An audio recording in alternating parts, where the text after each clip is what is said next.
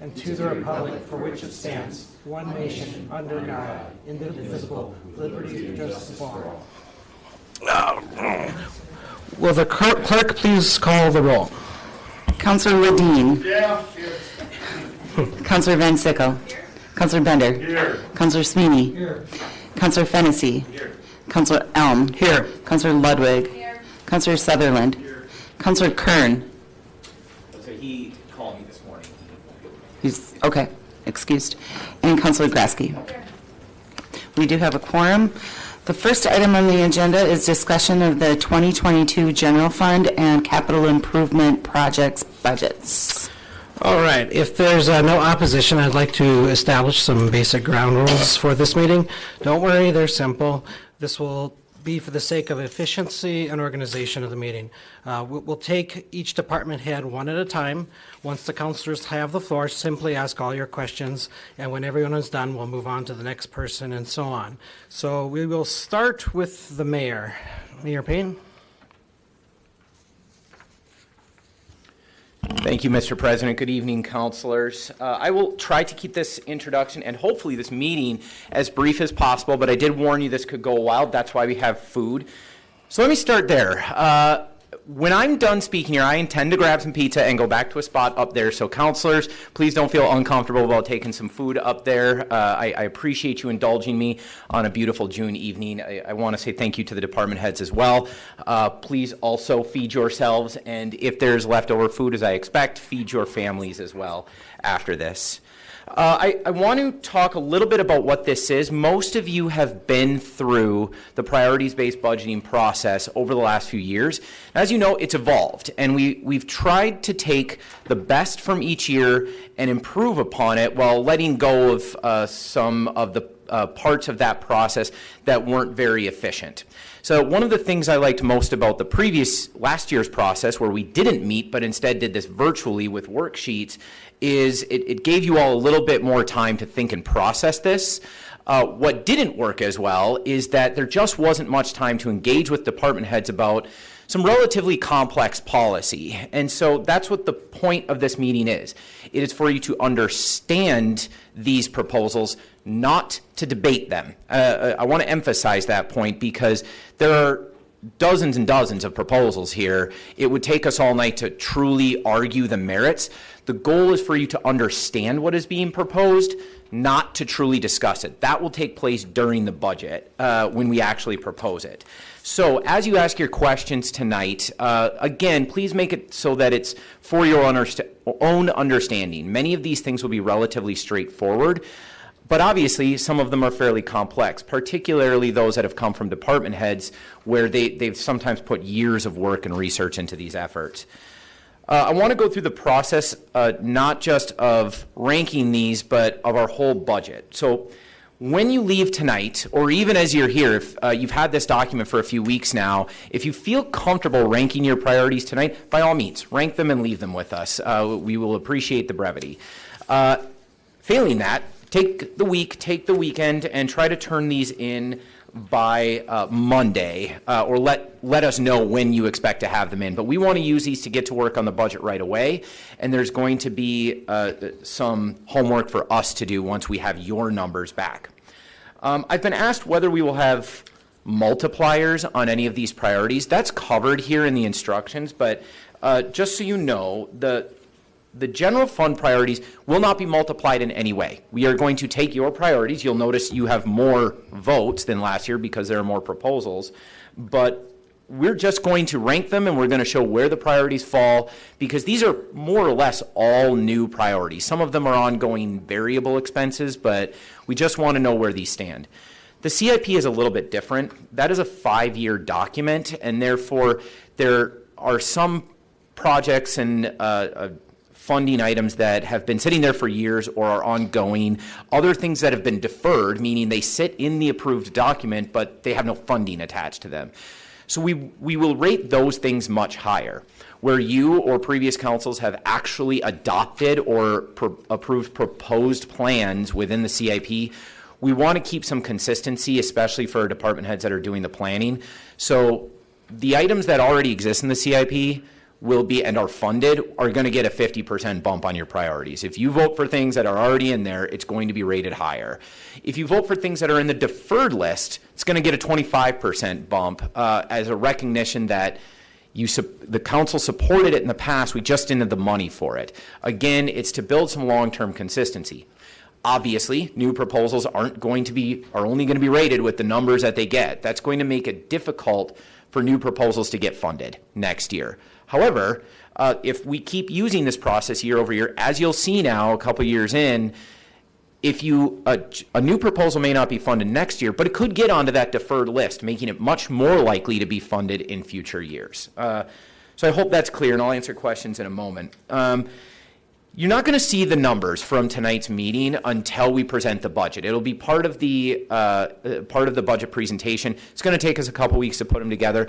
I will, however, offer that as the summer goes on, if you start to just get curious about where the priorities stood, we will have those available to you. So we're not going to release them, but if you, as individual counselors, want to see them, we'll have them for you.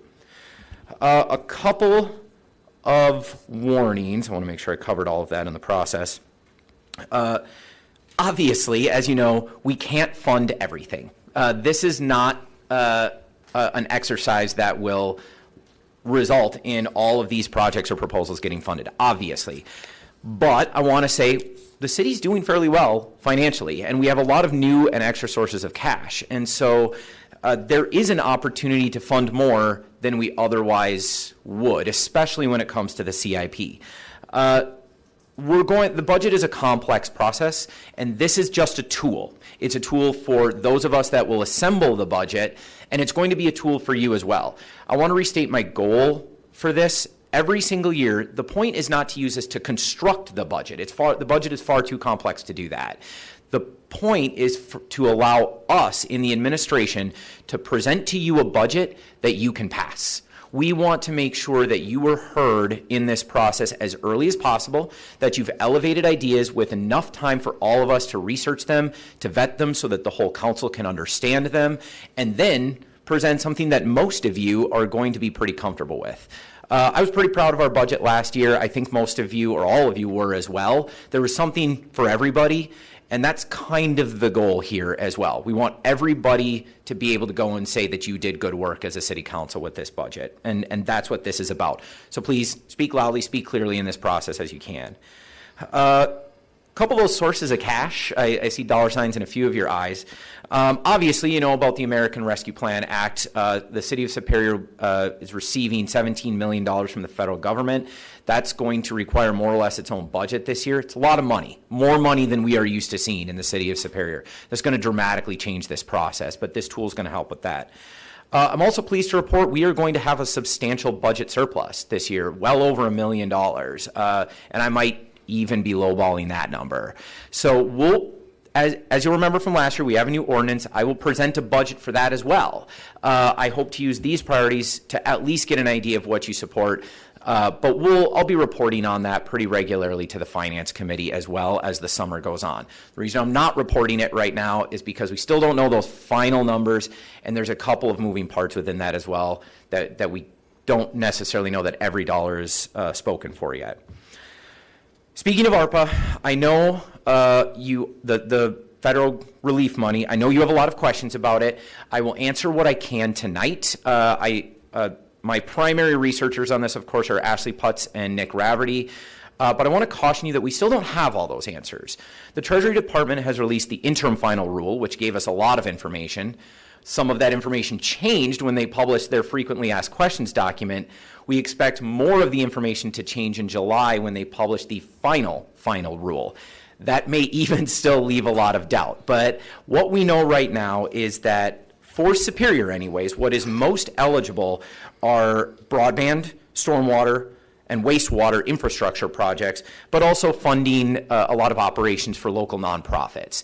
There's a whole bunch of other things that are eligible but aren't very relevant for the city of Superior, or we as a municipality would not be eligible for it. And there are some things that are definitely not eligible, like tax reduction or debt relief. There are a bunch of gray areas. I want to caution us about using those gray areas or exploiting them because the consequences of getting it wrong or that we have to give the money back to the federal government. That could be pretty detrimental to the city. Now, if it were valuable enough, we could pursue it, but the fact is we have enough things that are eligible that we'll be able to spend this money responsibly. Again, I will present you, I'll have the finance director give you a presentation on that as we really feel confident about it. But I'm going to present that budget with the general fund and CIP budgets at the first meeting in September. So that's the rough schedule. You'll also, of course, get the surplus budget then. That's the plan and the schedule, and so I want to see if you have any questions about the process, both tonight or throughout the general fund budgets, or the projects that I've actually proposed from the mayor's office. If the president will allow, I am happy to take your questions.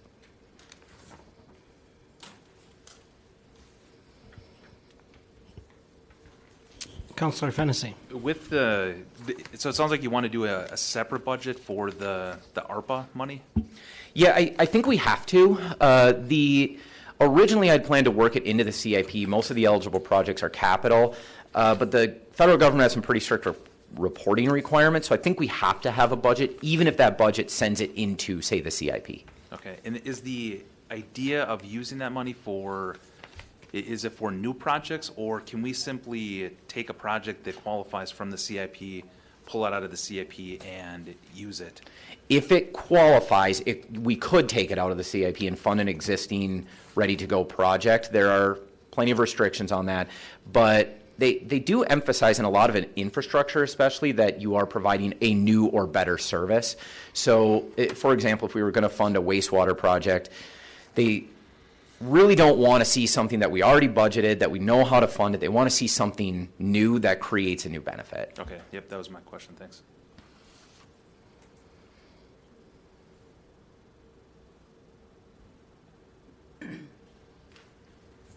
We'll wait until the president dismisses me. Sure. Are there any other questions for the mayor or his proposals? All right. I guess I have a question, Mayor, about the public art that you proposed. Could you kind of elaborate what was presented on there, what that would look like, maybe throw some costs out there, or is it just too early? What are your thoughts? I'm not willing to throw out costs quite yet, but I will say that I'm willing to go pretty big on it. In a perfect world, I would love to put $1 million into that fund. And I'm not saying that this is not a perfect world. It's possible that it could go that high. However, I don't know the amounts. As with many of these projects, we're going to justify the final amount based on how highly it's prioritized. So if the council really gets behind a proposal like this, expect to see more money. The money, right now, we have a couple of potential projects that we could use, things that are floating out there. I don't know that I can really announce those yet, but I think we could fairly easily get through $500,000 to $750,000 in the first year. But in terms of elaboration, it's just a fund. So I know these kind of things always might be concerning. You want to know exactly what we're spending it on. We won't spend a dime until you know exactly what you're spending it on. That's not only the promise, but I'm pretty sure the law. So if it is, my ideal goal would be to create a public art commission. Cities that have public art funds, and there are a lot of them, typically have independent bodies govern that. Namely, you want artists, not politicians, deciding on what's beautiful. But there are some things that I think are good ideas that I would like to present to council, that I think some others would like to present to council as well. But of course, those have to be bid. There need to be contracts. There need to be agreements. Council will vet every individual project. Unless and until we create an independent commission, that itself is also a policy that goes before council. I'm just asking for some money for art. All right. Thank you, Mayor. Are there any other questions for the mayor? Councilor Van Sickle. Thank you, Chair. Here you have suggested hiring a communications coordinator. A few years ago, we funded and nearly went through with something similar, but I think at the time we called it a marketer. Is this similar? Is this different? And could you talk about that just a little? Thanks. Yes, this is similar, but it has less emphasis on marketing and more on direct communication. So marketing is trying to attract people to Superior, trying to sell something somehow. This would focus more on how we communicate with the citizens of Superior especially. So some of its duties, we have a number of Facebook pages and other social media accounts throughout the city with no uniformity in messaging or use. We don't have very updated or modern policies when it comes to social media. The website is managed by more or less every single department, and many of them don't have the time, resources, or sometimes the knowledge to be able to effectively do it. We also have pretty regular communication with the press and outside groups. So there's both a technology piece about using communications technology, so I would expect this to likely be housed in IT or the mayor's office. But it would likely do some of the marketing elements that the marketer described. So it would not be filling that exact job description, but I would see that job description as a starting point for discussions. Councilor Sweeney? Thank you. Mayor, on page 21 of 61, which refers to your marketing program budget, I've read it, and my questions are is there going to be any two areas that I'm very interested in this, but I'm also interested in some cultural training, and I'm interested in from a city standpoint, improving the culture for the employees, but I'm also concerned about training for management, the department heads, and not one that they may pick out, but a citywide one that would have all department heads attended, and so we can. I think we need my opinion. We have some real need for real training for management department heads, and we have I think a big time training for cultural development for the city, especially in the fact that, and whether this trend continues, working at home. I think those two areas are, if you could elaborate on that, please. Yes, I would personally support both of those proposals. What the training proposal entertains is increasing the training budgets of all departments citywide. The way the general fund works, it simply has a line item in each department that says travel and training. Supervisors and department heads are typically in charge of that, but of course I can give directives as well. This would be a partnership. If you have strong opinions on what sort of trainings we should have, who you would like to see trained, how they should be trained, the council can play a role in that as well. The Human Resources Committee could suggest those trainings, create RFPs, send, and actually recommend to the council hiring trainers. We would use those budgets to pay for it. I would do that as well. So this is one, it's a tool really for the mayor and the council, because absent guidance from the council, myself and the department heads do get to pick what trainings happen and where people go. And I do have strong opinions on what sort of training should happen. Those are among them. But I do want to see department heads, at least in the coming year, travel more and work with their peers to build more relationships and harvest new ideas. It's something I brought up in all of their evals. So it's a two-part process. It will be a partnership. I certainly intend to use it if you give me that money, but it's there for you to use as well. Councilor Grasky? I just wanted to circle back to the communications coordinator position. Is this in relation to also like the rebranding that has been discussed as well? Is this something that would fluidly go in with that? And do we want to, is this more specifically not public relations? This is just how for somebody to find all information via the city at one stop, I guess. We're going to expect, if we created and hired for this position, we would expect them to have some public relations skills, but fact of the matter is, in a city this size, public relations falls to the mayor and occasionally department heads. So there aren't going to be a lot of situations where that happens, but having an actual professional can advise myself and all future mayors on appropriate public relations, because it may be the job of the mayor, but that doesn't mean mayors always get it right. Okay, if there's no further questions. Oh, Councilor Bender, I'm sorry. Yes. First of all, it's a great document, and I really enjoyed going through the whole thing. And thank you for the pizza. The pizza's really good, too. But I was just very concerned about the one where it says replace body-worn cameras for SPD.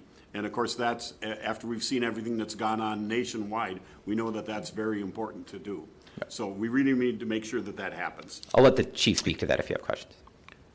All right. It wasn't a question, it was just a statement. Thank you. Thank you, Councilor Bender. All right, if there's no further questions for the mayor, we can move on to the next department head, and that will Thank be you. based off of any of your questions that you pull up. So I'm going to leave it to you, Council, to pull up your next question, and we'll bring up that particular department head. Councilor Fennessy. Could we just go alphabetically in the order of the document? The alignment of the document? Just because otherwise we're going to be hopping all over within 60 pages. Yeah, we can certainly do it that way. That's fine. Absolutely. Thank you. All right, just give me a moment here. So first up will be our city clerk, if I'm not mistaken. I guess, do we have any questions for Terry? Councilor Bender. No question, just a statement. It's very much needed. We need to do this. Thank you, Councilor Bender. Councilor Sutherland. Thank you. Ms. Klein, may I ask the question to Terry? Thank you. Absolutely. Since this document's been shown to us, this is a staff of 3 can no longer effectively manage elections due to the substantial increase, blah, blah, blah, whatever. Are we going to be hiring more now that one is resigning?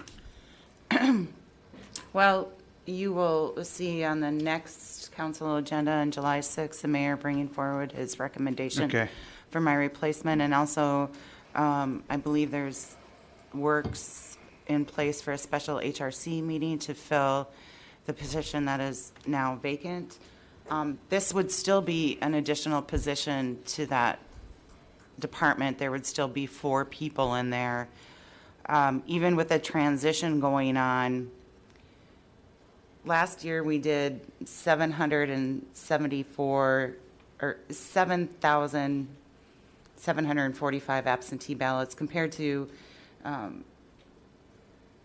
2018 where we did about just under 2,500. The scope and the requirements for absentee ballots are so complicated than they were 4 years ago that 4 people cannot keep up in that department with the requirements. We had some wonderful temporary workers helping out in our office last year.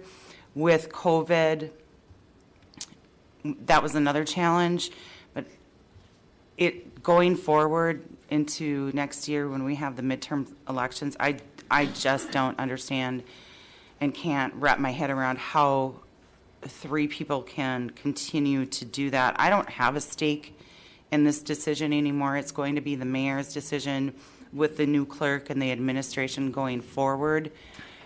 This is just my recommendation. If I were there, I would be struggling without that position.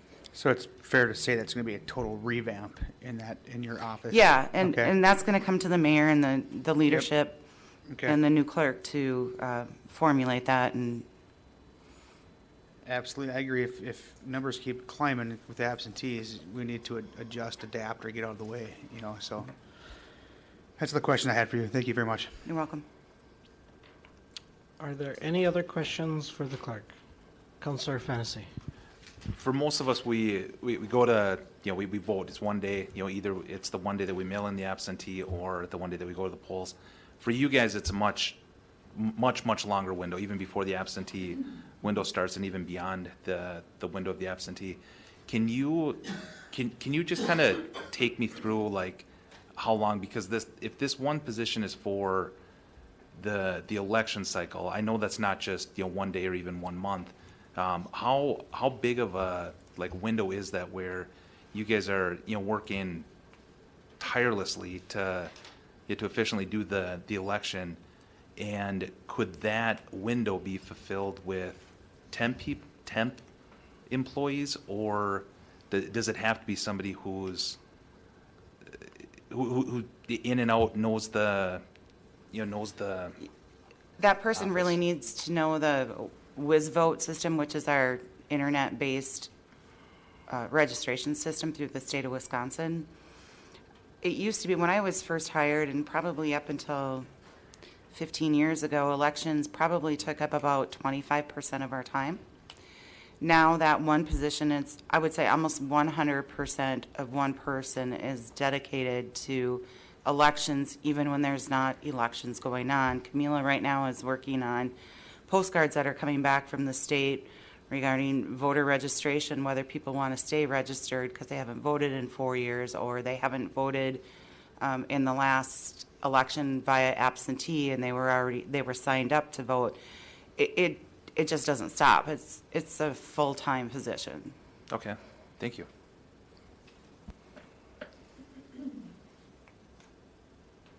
Are there any other questions for Terry? All right, seeing that there is not, the next person in the hot seat is Director Putz from the Finance Department. Do we have any questions for our Finance Director? I'll give you guys a few moments. Councilor Sweeney. Yes, I would just like her to comment on current CIP budget contains $6 million of future debt. If you could just elaborate on that. Thank you. Yep, the CIP budget from the years 2022 through, I believe it's 2026 right now. There is 1 million slated for 2022, 2 millions the following year, and then 2 years later there's an additional 3, if my memory serves me correctly. But ultimately, of course, when interest rates are good, bonding is good, but we don't know what the future will hold. And so if interest rates are very high 5 years from now, that's kind of where this is getting at, that risk of if we're relying on debt and interest rates climb, do we still want to try to afford that debt?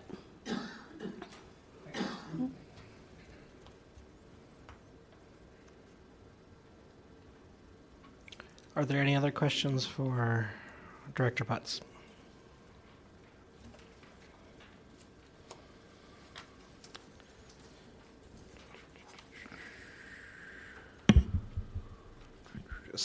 Councilor Sutherland. Thank you. Ashley, may I ask you, I know Mayor Payne mentioned before that we might have $1 million surplus. And this mentions in here that there is a, that you want to reduce or maintain the property tax levy. So in other words, you want to help reduce the property taxes. Is that what I'm getting out of this? Right. So when we levy, in order to pay off that debt, we increase taxes to pay for it. So essentially, when you don't take out future debts, then naturally your levy falls. Does that answer your question? Yeah, absolutely. If we were, I know the answer to my next question. That's all I have. Thank you. Yep. I figured I better. All right, are there any further questions? If there are not, the next category would be the fire department. Chief Gordon is not here, but we have...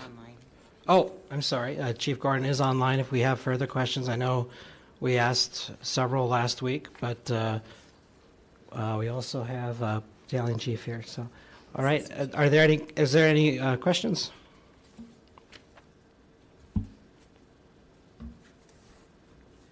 Councilor Ledeen. Yes, Chief, Battalion Chief. Could you speak to the importance and why this new administrative position within the fire department is something that you view as is needed for this current department? Well, as the department has taken on additional roles in the past 15 to 20 years, we haven't had any additional administrative staff to handle that, administrating those roles. In fact, we've lost 2 positions just before I started, the assistant chief as well as a 40-hour inspector role were taken through a budget cut at that point, along with cutting staffing.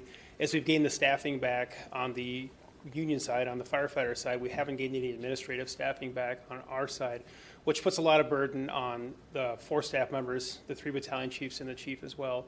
So right now, chief is out of town on vacation. One of the battalion chiefs is obviously on duty, and so then requires another battalion chief to come in off duty. to handle these administrative roles. And for battalion chiefs, we handle a lot of things where we're doing projects dealing with community who works 9 to 5 Monday through Friday, where we work on a shift cycle, 48-hour shifts. So it's really inconsistent at times. So additional administrative staffing would help alleviate some of those issues. What future roles do you see this administrative staff? You spoke to fire inspection. Would they become the new fire inspector? What type of roles are we looking at? I don't think that's 100% defined right now, and that'd be a Okay. good question for Chief Gordon. Okay. Thank you. Councilor Sutherland. Hey, thank you. Maybe this is, if Chief Gord's listening too, or yourself can answer this. Last meeting, we heard a statistic that kind of blows your mind, that 82% of our calls are medical. Yep. And maybe half a point or two, depending on it. With the state, so I'm gonna go down to the Station 4 topic on here. What would Station 4 do to help maybe, I guess, how do I say this?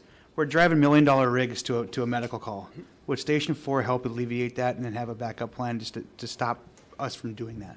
I think in the regard that it would be separating some of those calls out, instead of between 3 stations, it would be between 4 stations. So it would reduce some of the call volume, especially on Engine 2, and as well as the headquarters Engine 1, which are the 2 busiest rigs right now.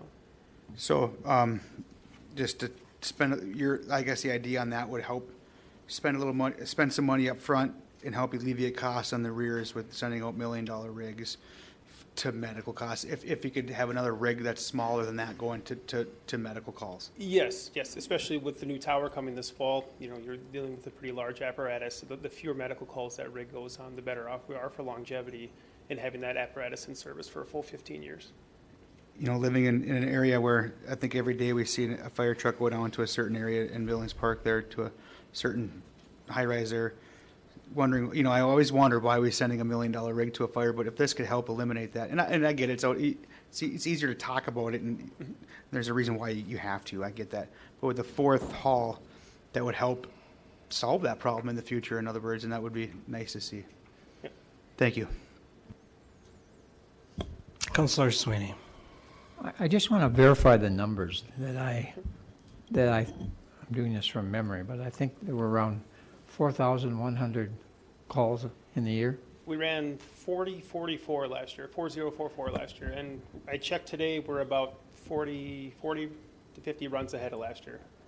Okay, so rounding that off to dropping the 2% to 80, and 8 times 4 is 32, so roughly 3,456 calls for the non-fire, okay? Is that fair to say? Yep. And so that leaves, if that number that I just quoted is accurate, and your number is accurate, that leaves an awful lot of fire truck calls, over 2 a day. Is that accurate?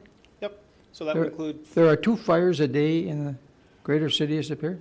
Not necessarily. So that's all fire alarms. So any fire alarm, it's an all company response for us. So our in company, so what district we're in, they run code 3, so lights and sirens, as well as the battalion chief. The other 2 apparatus move to the code 2, which is routine. So direct route, but not lights and sirens. So fire alarms, rescue calls, water rescue, high angle rescue, fires. So if a fire alarm goes off in a building, you respond to it, that doesn't necessarily, you have to respond, I get that, Yep. but there's not a fire. Not necessarily, no. Okay. Well, okay. But, so I'm trying to get down to those calls. I realize you have to respond. How many actual, what I would call a fire, would there be in the city of Superior on It depends on what you're defining is, Well, I know. a car fire, Okay. Grass fire, structure fire.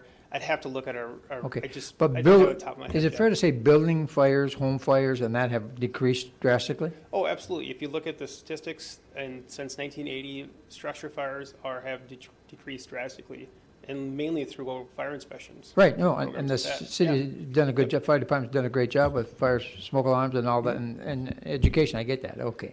All right, I'll follow up on that later and get those numbers, because I gotta put that. I don't want to speak off the top of my head. 'cause No, I'm that's sure I'm fine, accurate. I'm fine, thank you. Councilor Ledeen. Just one more.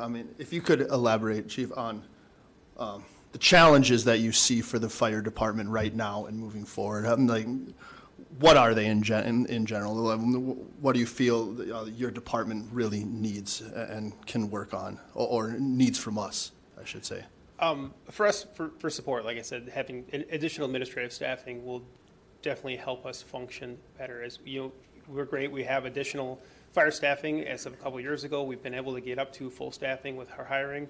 Hiring continues to be a challenge, like it is everywhere, fire and law enforcement right now. Recruiting can be difficult, and retention. The young individuals today are different. They want different things. So sometimes attracting and retaining can be difficult, and we're seeing it all sorts, all around the fire service. So that's a challenge, but I think administrative staffing will help all those issues.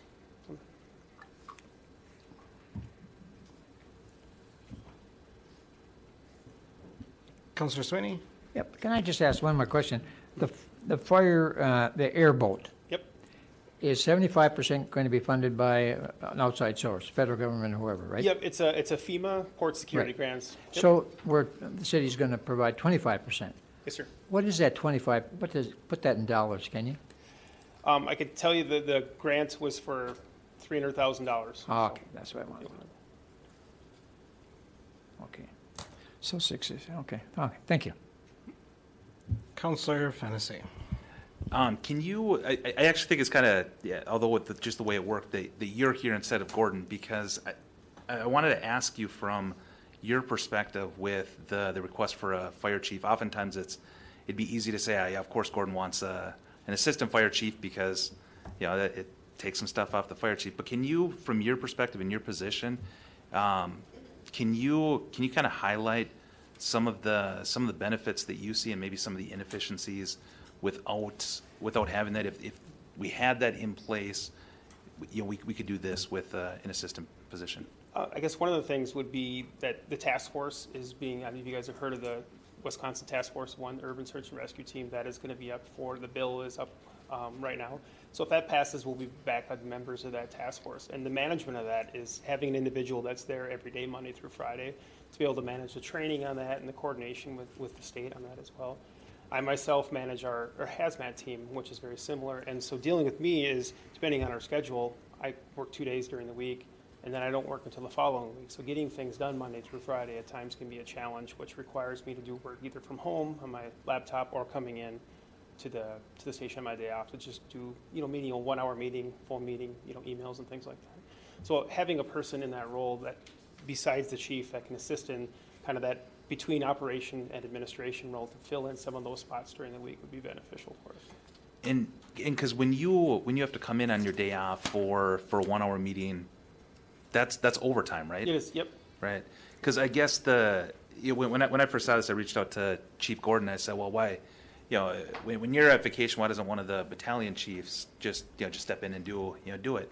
And I guess what I didn't realize is that you guys are, when you're on duty, you're on call. Yep, we're responding. Right. And so, you know, to have you guys come to a 1 hour meeting, we may get 5 minutes, we may get, you know, the entire thing, just depending on the We've had the situation with our response partners where we have individuals coming over to the headquarters for a meeting, and I'm on duty, and then everyone shows up, and then I'm out the door for a fire alarm or something else, where then the meeting's being interrupted, and the efficiency just isn't there. Right, because there's 4 battalion chiefs right now? 3. There's 3? 1 for each shift, yep. Okay, yep.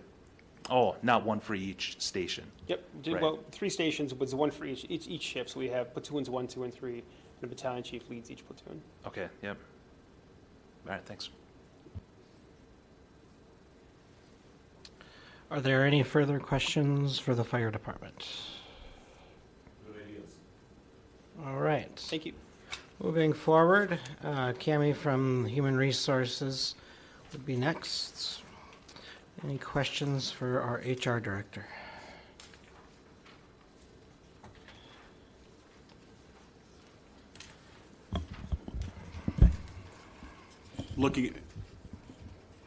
Councilor Bender. Looking at my notes, and when I read this over originally, I put down that there were a lot of good ideas in here, and I think I will stick with that. I like, especially like number 3, create a gift package for new city employees to welcome them. Contents for the city of Superior can include swag, bid bucks, give certificates to local businesses, et cetera. I think that's a good incentive. Very well done. Counselor Sweeney. Thank you. Thank you, Cammie. Can you speak to the difficulty or how the process has changed as far as hiring? Certainly. As you've noted, that we had put in there to add some possibly increased funding for recruitment for hard-to-fill positions. And this year's a good example. We've already gone over our advertisement budget for 2021. Our budget was $4,170, so it wasn't a huge budget to begin with. But because recruitment is becoming increasingly difficult to fill many of our positions, we're ending up having to do re-advertisements for positions. I think, for example, excuse me, for the building inspector position, I believe we advertised that at least 3 times, possibly 4. Seasonal laborers, we ended up having to re-advertise that at least 3 times. And we try to utilize as many free places as we can. You know, for example, the university websites, the city's website, and some of those things. But for, like again, it's the harder to fill positions, especially the professional or the higher level positions as well. We're just not getting a lot of applicants, and we're not getting as many, a large group of qualified applicants. So even if we get a group of applicants and go through the interviews, we may feel that we need to re-advertise that the right person isn't in that group. So that's why we put that in there. So I noted in here that it's a possibility exists, which I am firmly a believer of, is hiring perhaps a headhunter for some of these jobs. Mm-hmm. Okay. And that's going to, there's a cost to that. Yes, there is, and I think I put that in there. A headhunter the fee is approximately 25 to 33% of the hired candidate's annual salary. So that could be, you know, up to like $15,000 to $20,000 just to hire a headhunter. Thank you.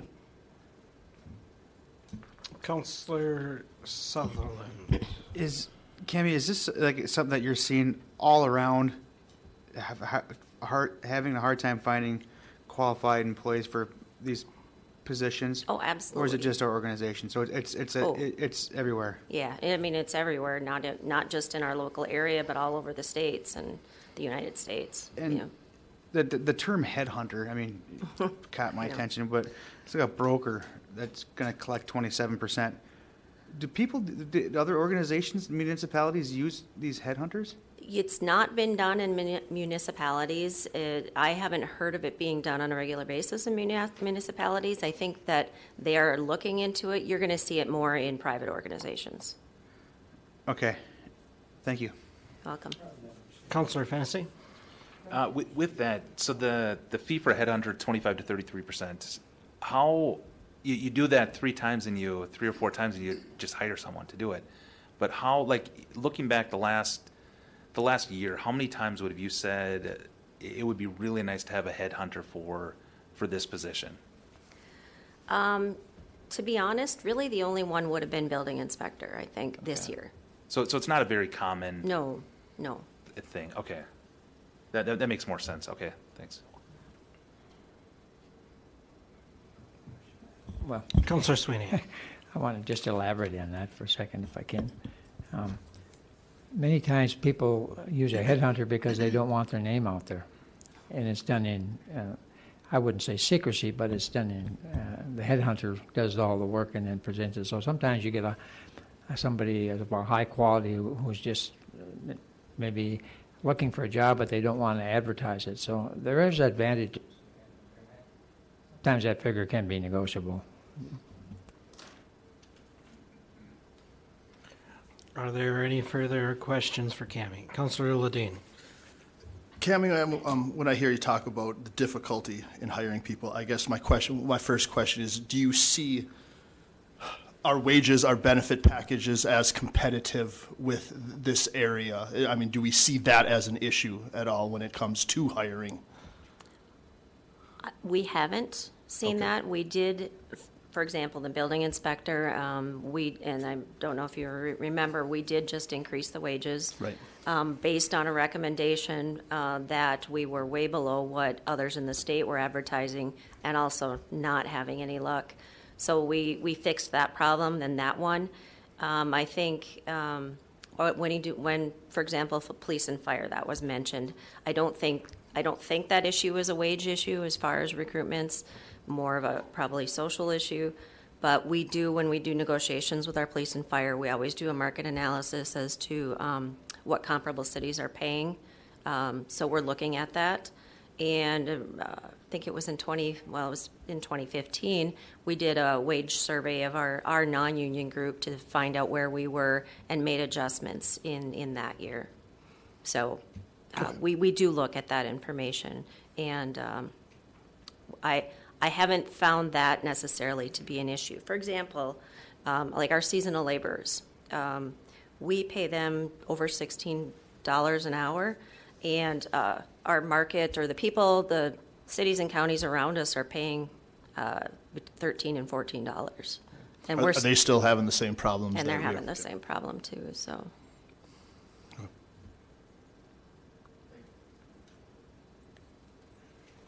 Any last questions for Cammie? If not, up next is Information Technology Director Shea. We have any questions for the IT fund? Councilor Bender. I'm trying to, it is on, I couldn't see it. Not a question, but first of all, thank you for helping me get my phone onto the city email. But I think this is a very good idea. I know I just paid our bill today. We use Air Fiber.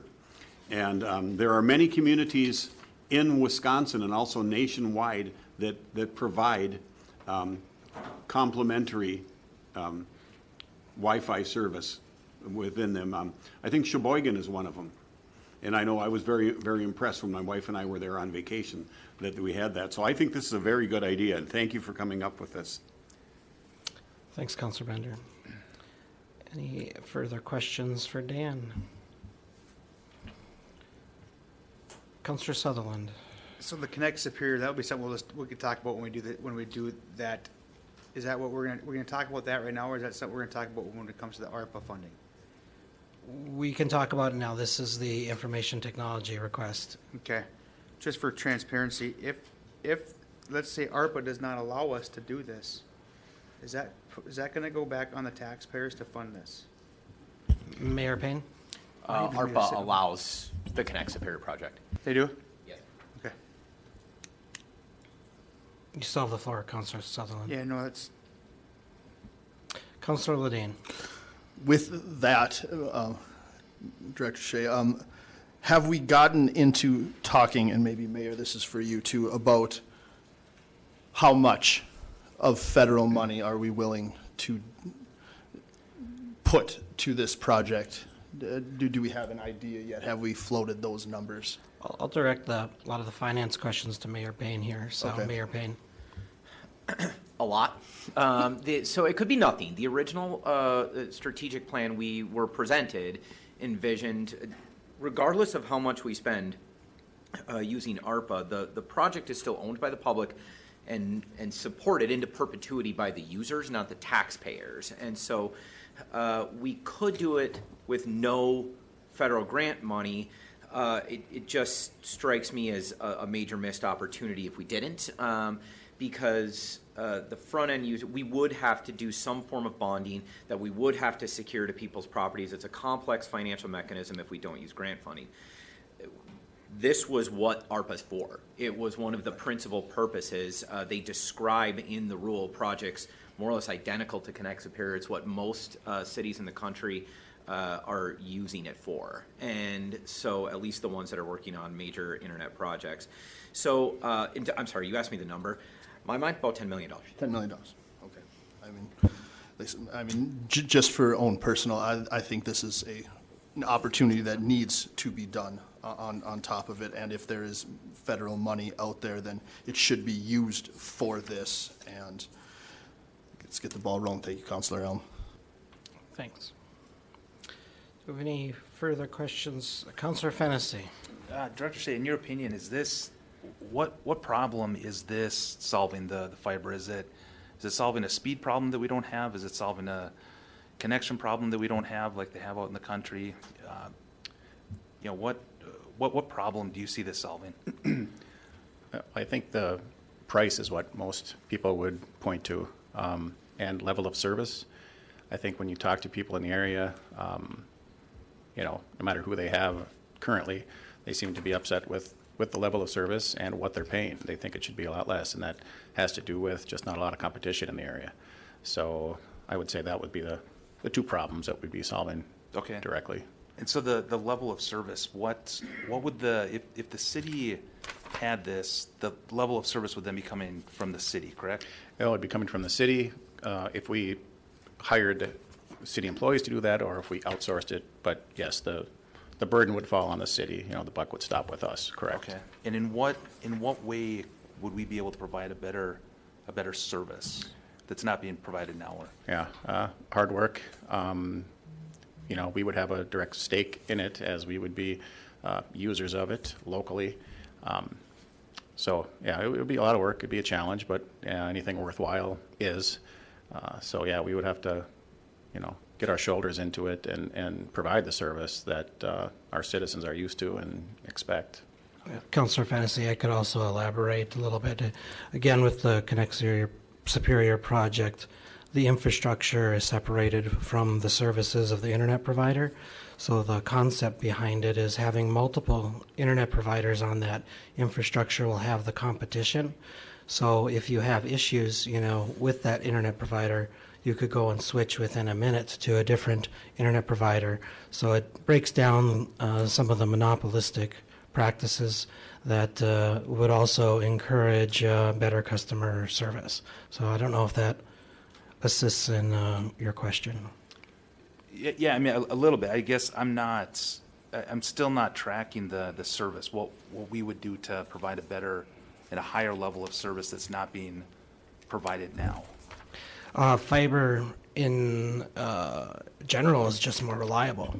If it's underground, it's not going to be impacted by weather, spring and winter contraction and expansion. So the service is going to be more reliable. It's what's used to feed the backbone of the internet as it is right now. So that would improve reliability as well as the speed. We'd be talking about starting at 1,000 megabits by 1,000 megabits. That's something that for businesses right now would be very expensive to get and just not affordable whatsoever to get that kind of connectivity. So if I'm understanding you right, the city would own the fiber layout, the structure. The companies would come in and do that. So if there's a break in the line at midnight, that would be the city that goes out there? For the physical asset, the infrastructure, yes, whether we do it directly or we have a third party do that. Okay. And then if somebody's internet isn't working, they call the city at midnight? No, they would call the internet provider first. Okay. So the only time the city would come into play is if Is it with was the hardware. Mm-hmm. Okay, thanks. Councillor Sweeney. Thank you. Can you speak to the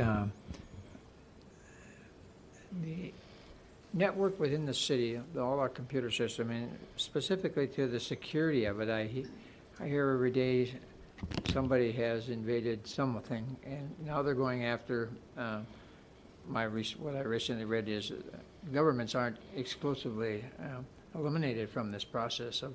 So small cities which are vulnerable, more vulnerable perhaps than big cities can afford it. How is our security within our city's computer complex? Top notch.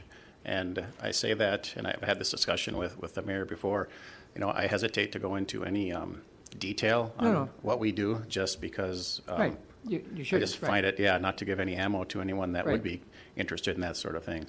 But between our firewalls and our spam filters, and we work with multiple vendors to provide layers of security. And I'd be happy to show up at any meetings that we have that wasn't broadcast and discuss any of that things that we do internally. Yeah. And I think it would be helpful if we did that, to be honest with you, just so everyone has a little better idea of what we do behind the scenes.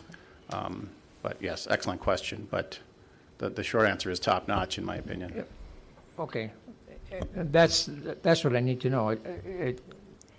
It wouldn't benefit, at least me, to know that it's, for you to show it to me, but I'm concerned about that. As long as you say it's top-notch, that would, and I would assume in general, you're looking at that continually, and if there's an improvement to make, we spend money in improving it, right? Every day.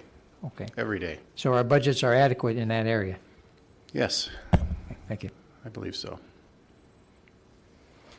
Councilor Fennessy. Sorry, just one more question. Do you think before, because we've been kind of just dipping our toes in this for a little bit for a while, just kind of public gathering, the consultant that we hired, this and that. Before we actually jump in, do you think it would be prudent to hire an actual consultant?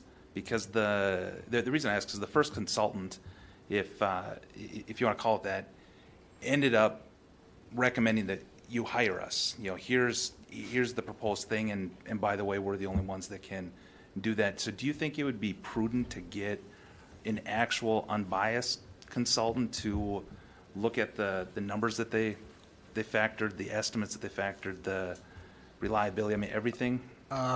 Mayor and I were talking about that the other day, so if it's okay if we can direct... It was actually a question for Director Shea. Yeah, so we have talked about all these things, and I would say the next step in this, and it's not like this is a linear thing that we're going to do this, then this, then this. One of the things is to put out an RFP for what this is going to cost, and we're not quite at that step yet, but I think that'll be a big way that we can contrast that against what our original vendor came in and consultant came in and said. Sure. So, Tyler, would you agree with that? Oh, absolutely. Mayor Payne, do you have questions? Okay. Only to say that this is just a fund, and the expenditures from the fund also require council approval.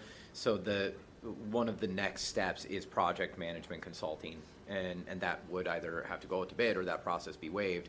But either way, council has to approve that contract. Yes, it has to go through council, basically. Yeah. Councilor Grasky. Can we elaborate a little bit on how this supports businesses and also recruits new businesses, in your opinion? How businesses would benefit from this? Yeah, how would they, and as far as it's taken away from just like a citizen's point of view at this point, so. Sure, yes. This would be open to anybody in the city of Superior that wanted to benefit from a high-speed fiber connection. And I think this would come right into play with a new, whether it's a PR person or we're calling it a marketing person or a website person, where we can get the word out to various businesses and businesses that want to relocate here. Our planning department, of course, would be involved with that. But that would be, we need to put a message together to say this is what we have. Once we have this in place and when we know the numbers are more firm, and I think that would benefit businesses a lot in the future. And I can elaborate a little bit on that, Councilor Grosky, as well. Currently, businesses who would like to have this kind of connection would be paying anywhere from $750 to $1,250 a month. And for the business price, it'd be around $75 is what the proposed costs would be. So in terms of business, it would really put us on the map in terms of locating here. It also does add value to the actual property that it's installed to as well. So there are some defining points that it would put us on the map. Councilor Van Sickle. Thank you, Chair. I am so happy for the people that have no problem with their internet price or their internet service. That is not the case for the city at large, based on the exhaustive efforts and research that we have been actively engaged in the city of Superior for years. We have pretty thick packets that outline the public data collection where everyday citizens offered their invoices along with screenshots of their service. I think that I have been to every public listening session where our consultants have offered an enormous amount of time and energy going through the Q&As.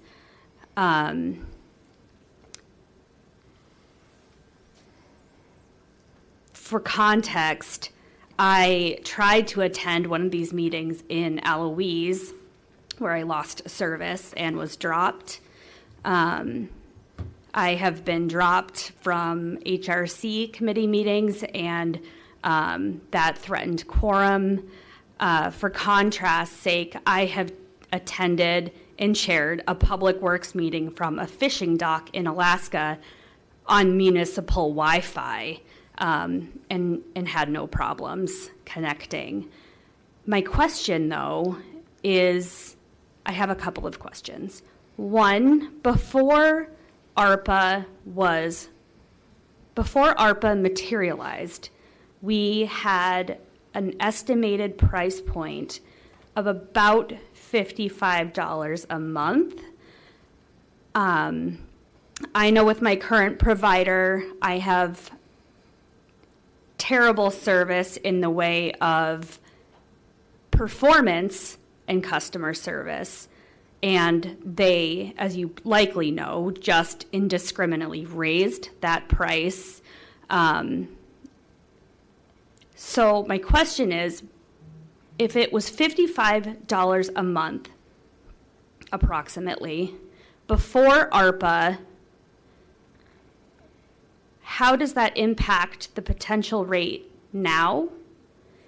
If we are looking to spend approximately $10 million of the ARPA funds, how does that offset the rate? And how much have we already received? And third, how do we ourselves control that cost? I don't know if we are saying it would be 55 forever, or is there some sort of fixed mechanism with a predictability around what that looks like over 25 years? So I would say, and Tyler and Mayor can certainly weigh in on this too, but so there's two components to this essentially. The first one is the infrastructure, and that's what the ARPA would be going to. So that has its own separate cost. That would be to put the fiber in the ground, build this out throughout the city of Superior. That's what ARPA would go to. The second cost would be what it would cost to maintain this on a monthly basis from the citizens. And that's where we get into you need a take rate of a certain amount of people that will get it to the price that we have been hoping for.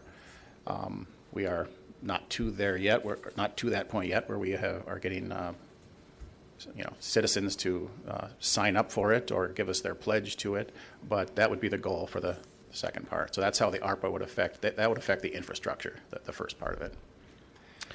Mayor, did you want to elaborate on the potential options? There's obviously a number of options available because this has been a good surprise, but would you like to elaborate on that? Right. We've only just started working on the potential budgets. We do have a $10 million initial budget that envisions about $7 million for construction of the backbone and could pay for the first 2,000 homes to be connected. However, it's got to be user financed. So one of, I think, the important goals is user equity in cost. Whether you are the very first customer to sign up or the very last, the price should be the same citywide for the infrastructure.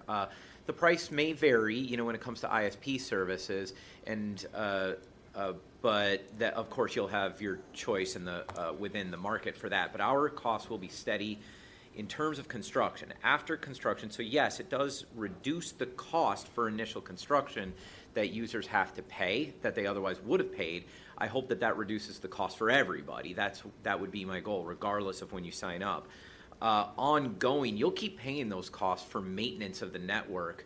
And so just the natural inflation within the world, we would expect those costs to rise over time.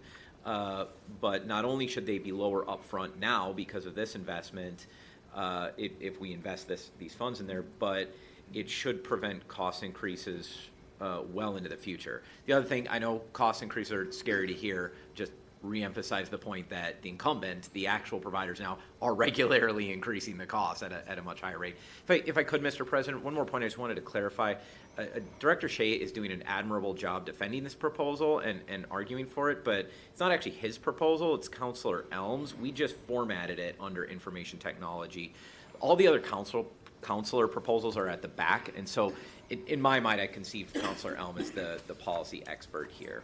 Yeah, and you know, Warren thanked me when I come up, and you saw I did nothing to discourage that. I just, you know. If you hadn't helped me, I would so only have my hot video account. Councilor Grasky. Sorry, I just have one quick question. What defines customer? Is that inclusive to I'm a house owner? Does that include businesses? How does that meet that number that we're looking for in order to make that monthly internet price be the ideal price? It would be a homeowner. It would be where the fiber connects, you know, whether it's a home or a cabin or a business or, any structure that it would terminate at, essentially, would be a customer. Councilor Sutherland. Just one last question. Maybe I can direct this towards Mayor Payne if I could. Sure. Or if that's fine, Chair. I like the idea, actually. As a business, I mean, I could eventually use faster internet. Right now, we don't need it, but my goal in life is to grow where we actually need faster internet, of course. But let's just say that we decide to go with this route, and you start going down streets, and maybe one person on the whole block wants it. Is there a point where we say, this isn't worth it, or do we just keep going and just eating the cost without a buying? You know, does that make sense? Let's say you're going down a street and you have 50 homes on the street and only 5 of them want in. I know it'll cost those 5 a lot more, but is there going to be a breaking point, a number where it's not going to be feasible to do? And if there is, do we have that number, or is that something that's going to come on down the road that we're going to look into? No, I think the number's total. It should reach every property in the city. And the good news is the city of Superior and every city in the country more or less has been through this before. It's no different than any other public infrastructure like our wastewater system. It's possible there's still some people out there that don't want access to the wastewater system, but I'd be surprised to hear that. We will create the backbone in every single neighborhood because conceivably the internet is a public utility. It is essential infrastructure. And I don't think there's any reasonable projection of the future, especially after a pandemic, that says that a household does not need the internet. I don't think that's true today. It's certainly not true in the years to come. And so whether they all want it right away, I do foresee people will turn it down at first. They won't want it. But eventually, it needs to be there to serve everybody. Even the homeowner that's in any given home now or business won't be there forever, and the next person may and likely will want access to it. I have a few other questions, but I'll just direct them to you two in an email or something, so we can keep talking about it. But sure. Thank you. Thank you. Councilor Sweeney. So I'm trying to understand the monthly charge once the initial investment is paid off. Is that a two-phase charge? Is it the charge from the city for maintenance, maintaining that line, if you would, and then whoever you contact, the homeowner, the business, contacts with, hopefully there'll be multiple choices. So is there going to be two bills monthly?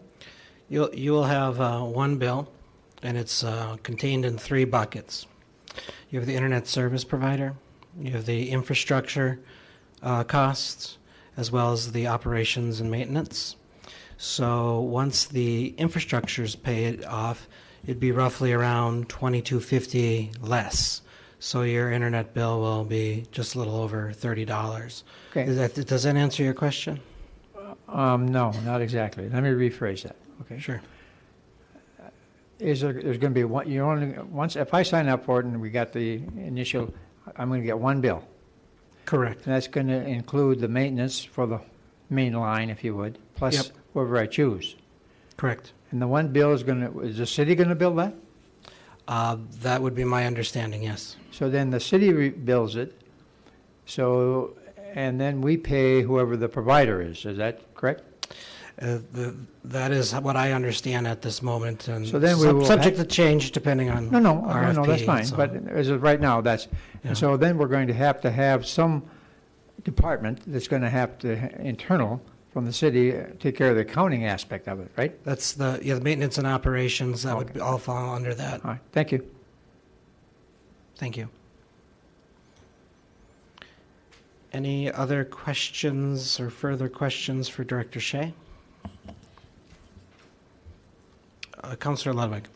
I just want to make a comment. I don't know if any of the other counselors attended the public forums that were held this past week, but I certainly did, and our citizens overwhelmingly want this this infrastructure. I don't know. There were probably about 25, 30 people there, and it was just one negative. The rest were all positive. We have citizens who, frankly, live in probably one of the richer parts of town who have really terrible internet service. Our internet service within the city is not all equal, and I thought about this today, and I thought it's kind of like those of us who say, well, it's good enough. It's kind of like us saying, well, I like a Ford vehicle, and so we don't need any other dealerships in this town because it's good enough for me. It's good enough for everybody, and I see us. We always talk about bringing businesses in, and we need to be forward thinking on this because the need for internet service is not going to go away. It's going to increase, and if we want to be a city on the cutting edge attracting businesses in the future, we need this. Thank you. Is there any further questions for Director Shea?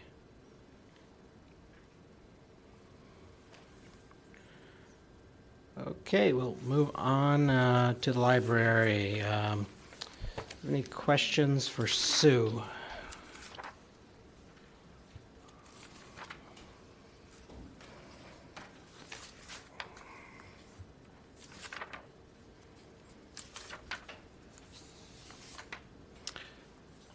Councilor Bender. Yes, well, I'm actually on the library board when my Wi-Fi works, and I can actually get in. So, after the discussion that we've just had, that seems kind of funny. But I think this is a very good idea, especially the first one about digital content and streaming service. That's very much needed, and it will only continue to be so. And I'm, also looking at the need for a new position at the library. I know that is very well needed too. So that's all I have to say. Well, thank you, Councilor Bender. Do we have any other questions for Sue?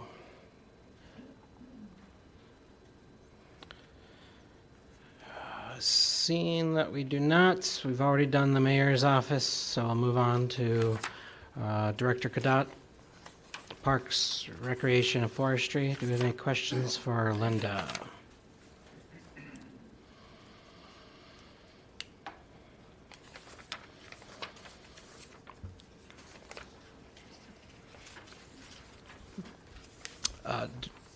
Councilor Ludwig.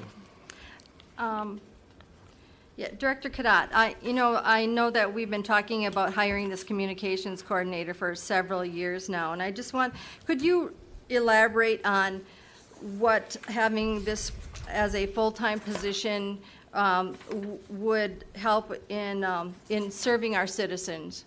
Sure. So right now there's a winter seasonal coordinator position and then the summer seasonal coordinator position that handles the playground program. But then there's also the volunteer coordinator position in the summer as well.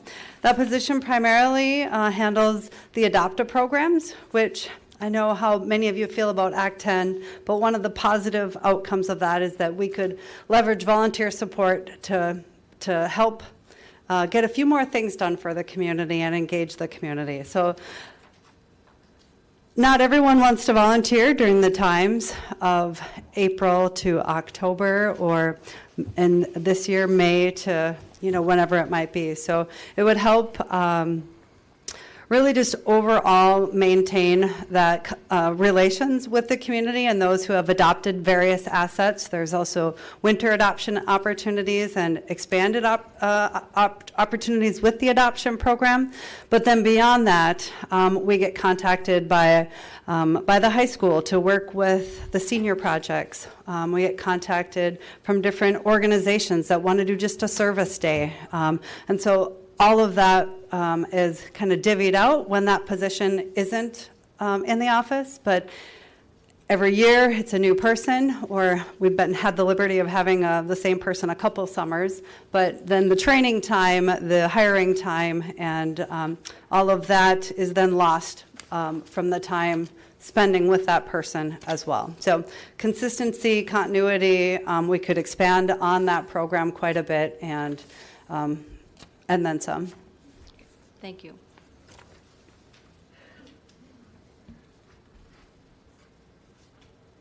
Any further questions for Councilor Fennessy? Yeah, thanks. So Linda, Director Cadet, in the on page 22 of the packet, the fishing piers on Barker's Island. Sure. Can you? I'm trying to read the read the small paragraph that you tried to that you had to condense this down to. But can you just kind of walk me through what that would look like? Because I know like on here it says a couple different fishing platforms down by the Osage Trail, and adjust that. Like, just can you just kind of walk me through what that vision would look like? Sure. So as you probably already know, the capital projects that are requested in here aren't kind of those ongoing maintenance, upkeep, or things that fell within the comprehensive plan. So when the fishing pier right off of Barker's Island there, half of it was blown away by a storm or damaged by the north winds. We have what I consider to be a very sufficient fix, but it is not a full replacement. So we took the insurance payout and ended up, modifying some of it. Some of it is now rock and not accessible in the same way the other half of it remains. That is a bit precarious underneath and won't last for forever either. But this vision would be, there's a lot of different pockets, and along when you come down on the Osage from the Bong going towards environmental services, and then all the way around the island. And I would say I saw another community that did almost like just a little like bump out platforms that create more private, but not entirely private, ways to access and to section off and off the access, instead of having one big fishing pier, various smaller ones, and that could be used for picnics and other things as well than fishing. And as you know, the fish move around too, so having one area restricts the access to fishing in that one area versus being able to create a number of areas. The pickle pond is a project that's likely will take place over the next couple of years, being able to have the city put some funding into contributing in different fishing spots there. And it's kind of in that visionary stage right now, but that's essentially what I was thinking. So when you're talking the dock with the platform, is that I think of what it looks like at Wisconsin Point, where you've got like the walkway and then kind of like a larger platform. Is that kind of what you're talking about, just a dock instead of a walking platform? No, more of like something that's on the actual shoreline, similar to how that fishing dock is, or the fishing pier is. So not the one that's down by the beach where it's got the extended out into the water, but really more on the shoreline, just a little over the water.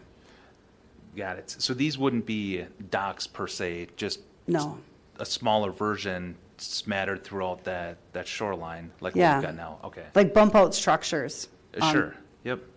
And then this might be getting in the weeds a little bit, more than what we need to. But the other request on there is park improvements, the hillslide at Wade Bowl, and we kind of talked about that. I like that idea.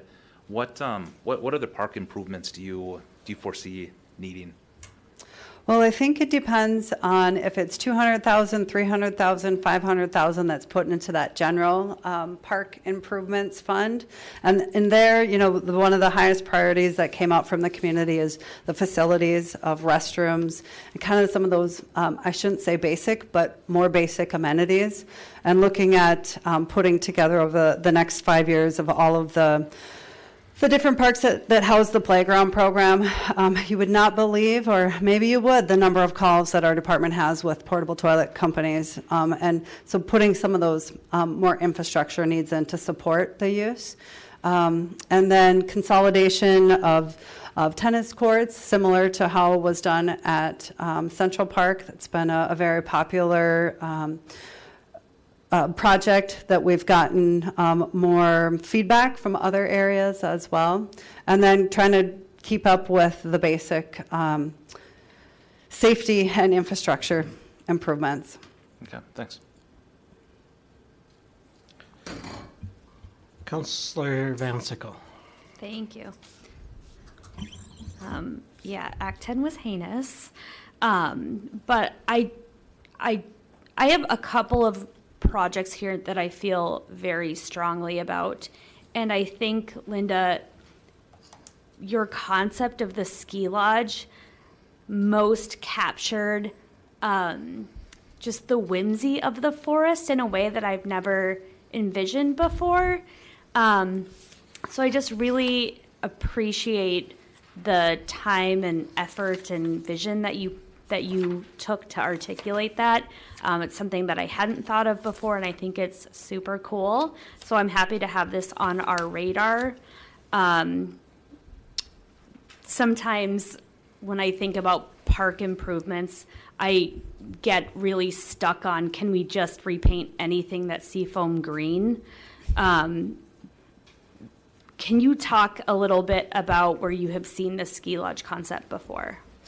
Yeah, so I'd love to take credit for it, but as with most things, a lot of things are in the works for many years before they're able to come to fruition. The original first time I saw it was in one of the master plans for the municipal forest. And expanding off of that a little bit, when a few years ago I spent more time kind of digging into the relationship with Hartley Nature Center and the partnership and leveraging that nonprofit support within a fairly significant size park, and the amount of ability for rental equipment and to partner with suppliers and so forth. Every time I see someone from the Lake Superior National Estuarine Research Reserve, I put a little plug like, hey, if we had a nature center, maybe there could be some programming out there. You could help operate it. So I think that there are a multitude of nature centers throughout and different properties throughout the country, throughout the state. And I think it would really take a little bit more visioning to really modify it to how it would fit our community best. But I think, like with many things, a lot of work has already been done out there. So really pulling off of and looking at researching more and pulling the highlights of the things that we could benefit from in our community. The other thing about the ski trails in the municipal forest, as we continue to increase use out there and more awareness of it, there's more desire for people to spend more time out there in a way where they can put their equipment or spend time gathering, and that space is lacking right now. We have a very small ski shed that has limited hours. We've been able to staff that more with some of our winter skating program hours, and have really positive feedback from those folks who spend a lot of time out there. And that happens to be one season, but when I say ski shack or ski chalet, I think people kind of get what that concept is, but it would really be there for the dog park. It would be for outdoor education, for outfitters, for snowshoes, for a number of fat tire bikes, whatever it is that we decide to really emphasize with the usage in the forest, not only for cross-country skiers. Councillor Bender. Yes, I just wanted to thank you for this very thorough report, and also the idea of having the kayaks. I think that's a good idea because kayaking is very popular nationwide, and I think that's a good idea, and I think it'll really be used. Yeah, I haven't actually seen a Zagster for kayaks yet, but it is something that people will frequently ask me about the stands. So can we get kayaks to rent from you? So that's kind of where that came from. That's a good idea. Mayor Payne. I was hoping to be last year. I just was going to make a procedural point. You'll notice these projects are not in the options for funding within the CIP. It just says park improvements, and it would be, you would have a hard time creating any kind of consensus around any one of these. If one of these excites you, if all of them excite you, and this is some of the funnest stuff in here, just rank highly the parks improvements within the CIP. I'm not likely to line item any of this in the budget I present to you, but that doesn't mean you can't. I'm not sure I would recommend that. I would recommend you let the Parks Commission make those kind of recommendations. They're going to be just as excited about this stuff. It just starts with giving the Parks Department, the Commission, and yourselves more money.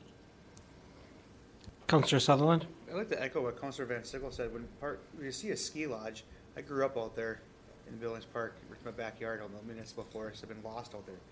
It's a beautiful area, and to have a ski lodge out there, you get the disc golf course going up there. There's just, the opportunities are endless, and I'm glad to see it come across the radar right up here. So thank you. You're welcome. Any Councillor Grasky? I just wanted to ask a quick question on the shade wind block at Barker's Island. Like, would it be just behind the stage, or would it go all the way, I guess, across, I don't know what you would call it, more the rocked area? Because I believe the other side is somewhat incubated, but as far as a visual for maybe boats or watercraft that are out there, So the initial concept is strictly to block whatever is on the stage from the wind and not block the rest of the park area. And unfortunately, it has to be a custom modified because we can't just add one easily onto that. So that's why it was pulled out as a separate request versus just ordering up some shade block on it. But there are times when the wind is coming so prevailing off the lake that it really makes it difficult for artists and weddings and others using that venue and that space. Thanks. Any other questions for Director Cadat? I guess I have a question about the municipal forest plan development. I don't know if you could elaborate on that, Director Cadat. Like, is this something we've had before? Is this an update to this, the cost, and what are some of the benefits that we'll be seeing from this? So I think there has been different iterations of a plan for the forest throughout the years. And the tree board took on kind of looking at working with the DNR and foresters and looking at what potential value there may be in more formal management of more readily known as harvesting in areas. And throughout that discussion, it seemed to become more apparent that having a more robust plan focused specifically on the forest, all the various uses and opportunities, and looking at the management from the ecological stability and thriving, vibrant forest with the amount of buckthorn and kind of on and on. So this plan would take the state natural area plan. It would look at all of the plans that are out there currently. The municipal forest was included in the outdoor recreation plan, but it didn't have the attention and focus that specifically that I think the third largest national or municipal forest in the nation really deserves.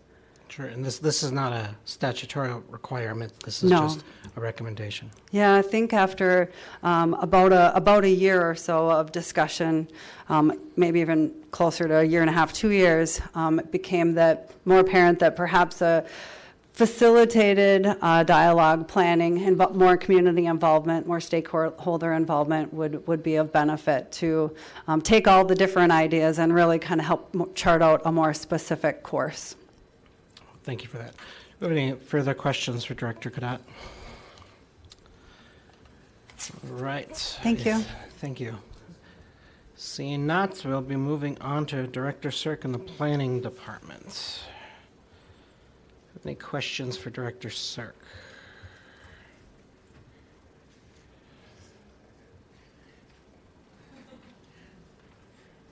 Councilor Van Sickle.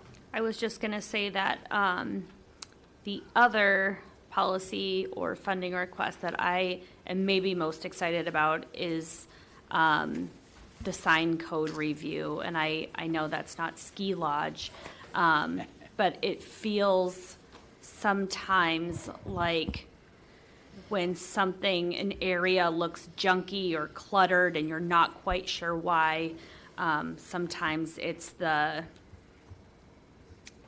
nature of how signs are going up. And can you just talk about why this is something that can't be done in-house and why it's so important? Well, outdated is the word. The thing was probably developed in the 60s and 70s and really focused a lot on, big. I think, some of our codes are actually 400 square feet are allowed in some areas. So these are just, it's just really hard to change. I'm looking for some consistency, and there's also a lot of law that goes with signs. There's been some decisions lately where we've actually had to kind of hurry up and make changes with when it becomes division between actually church and state, more or less. So it needs a review, it needs a revision, it needs to be brought into the times we are today. You do see a lot of different things throughout the United States with signage that we're not doing, and it's just something that it really can't be cobbled together anymore. So that's kind of the explanation on that. And what happens when signs that are no longer acceptable go out of compliance? What does that look like? Not much. The code is kind of based on, it's kind of a building inspection kind of stature, or kind of a status. If they're junky, if they're becoming, if they're dwindling, if they're becoming a nuisance, then we can act. Typically, if they're 400 square feet or 600 square feet whenever they were allowed, they can remain that. Yeah. Councilor Sweeney? Thank you. Could you speak to the success or failure of the small business grant and where we're going with that? Sure, Councilor Sweeney, thank you very much. Very successful, almost too successful, and I think maybe some of you know, and you're on the Plan Commission, but we are actually going to be, I think, maybe revamping that program a little bit. We're going through that process right now. As it states in here, we ran out of money in mid-May. $200,000 we went through. I think we funded 10 or 11 projects, very successful projects in my opinion, and I think it is something that businesses really want, they really need. I've had a couple of, unfortunately, a few have contacted my office looking for some additional dollars, and we've had to tell them, well, we're out of money, don't know if we're going to get any more this year, most likely first quarter of next year, and it might look a little different. So we are going through that right now, Councilor Sweeney, and hopefully we'll be able to present something to you. I think we'll be looking at something in July again, probably looking at August or September for some council review on that. You're welcome. Councilor Fennessy? Going back to the sign that we need, without throwing a owner who has an oversized sign under the bus, can you give me an example of like what? Well, is it sheer size that we're talking about? Yeah. Or? Well, and I can give you an example. I think probably, and I think we're going on year 25 of a moratorium on billboards that the council put in place. That still is sitting there. So we've got a bunch of billboards that are out there that are 600, 750 square feet that are probably out of non-compliance. That's kind of the main thing. We also have some larger pole signs that exceed some they don't exceed the requirements now, but I think something we need to move forward to is better controls on those. Okay. A little bit more within, comparable realms of scale, I guess is the right word. There's also, we have certain things about, signs and right-of-ways. We don't address certain things. It's a really dull subject. It's stuff that I deal with just about every day or every week for sure. So it's really would be nice to have something to be able to point to rather than negotiate with, because that's kind of the nature of what happens, unfortunately. Right, and then would that be part of the total code overhaul, or is that a separate animal? It's a separate animal. It's actually its own article, its own section.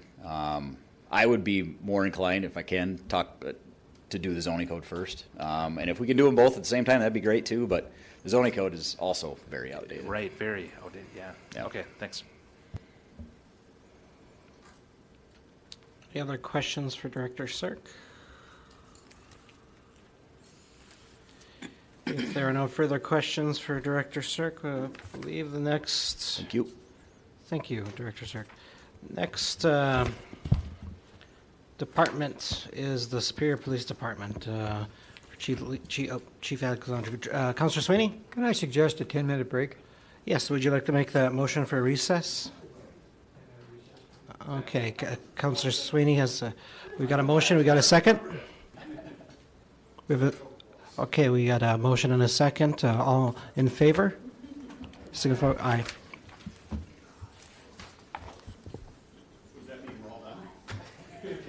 Please get more food.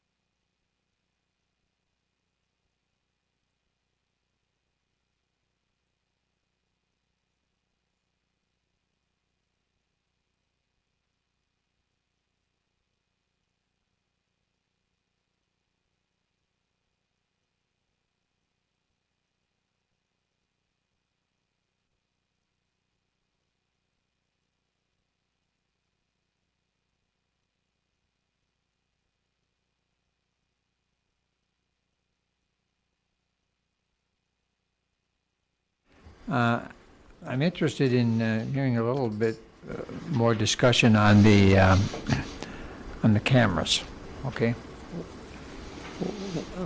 How many we're replacing, I think I read here somewhere, but and the age of the cameras and what are the cameras going to do for us that the old ones aren't doing? Where are we going with it? Sure, all good questions. So 2016, 2017, we started the implementation of the body-worn camera system. Most of them were purchased in 2016. I'm guessing we have in the area of 40 to 45 body-worn cameras. All patrol officers wear them.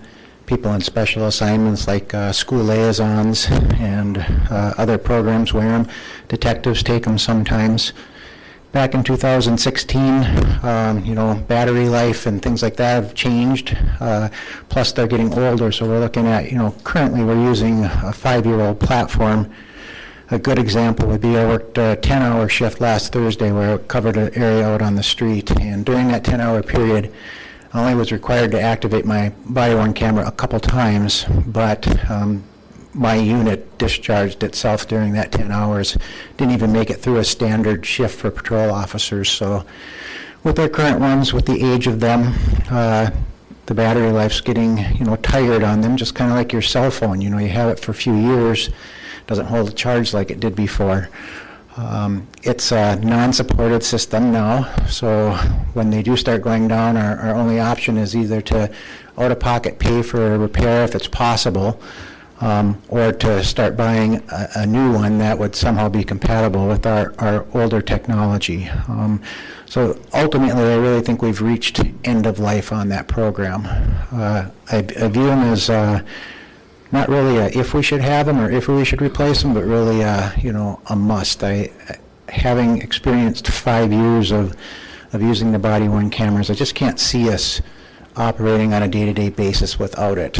And there's a lot of people, a lot of aspects that benefit from it. So one, I think with transparency to the community, when people have complaints or concerns about police response, there's a little bit more confidence in knowing that there's kind of this unbiased third-party recording that can capture it so we can look at it later, investigate citizen complaints. Sometimes we use data that's been on these body-worn cameras as evidence. We identified suspects in a couple of significant crimes in the past few years because officers had done a walk through a bar, had their body-worn camera on, and later a crime happened, and it's like, who was at the bar when the crime happened, and we were able to leverage the data from those systems. So it helps us, as the administration of the department, investigate citizen complaints. They can be time-consuming. Body-worn cameras make it a lot simpler. When we have video coverage of that interaction, it's much easier for us to quickly ascertain if the complaint is warranted, and then if so, what we're supposed to do with it. Nationally, body-worn cameras have been studied for a while now. We certainly weren't, on the forefront of body-worn cameras when we started in 2016. There were agencies that had been using them for probably 3 to 5 years prior to that, but most studies have found that agencies that deploy them, they see in the area of 50 to 60% reduction in citizen complaints, and sometimes in the area of 30 to 50% reduction in use of force incidents. I highlighted a little bit of that in the description. Prior to our body-worn camera system, when I looked at a 19-year average of our use of force incidents, and when I say a use of force incident, I'm talking about times where an officer strikes somebody. So that's could be a punch, a kick, that type of thing. Uses a taser, uses a chemical agent or a pepper spray, uses a baton, a firearm, or in general causes any injury to somebody that we deal with. That counts as a use of force incident. And our average prior to the body cams was 28. In the last 5 to 6 years, we've reduced that average to 15 use of force incidents per year. And I think that's important to think about. 15, low number. Proud of it that, that of the 2,000 plus arrests we make every year, that's a staggeringly low number that we actually have to go hands on somebody. I think it speaks to the training our officers have in de-escalation and communications, where we are getting a lot more compliance on the arrests. But we answer 25,000 calls per year too.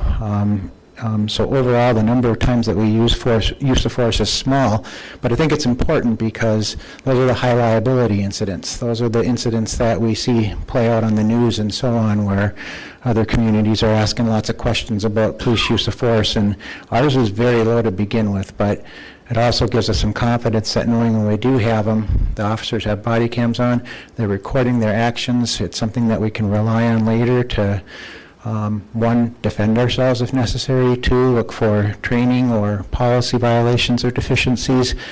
And plus, I think finally, it gives our officers some peace of mind. The environment in policing is obviously pretty challenging right now.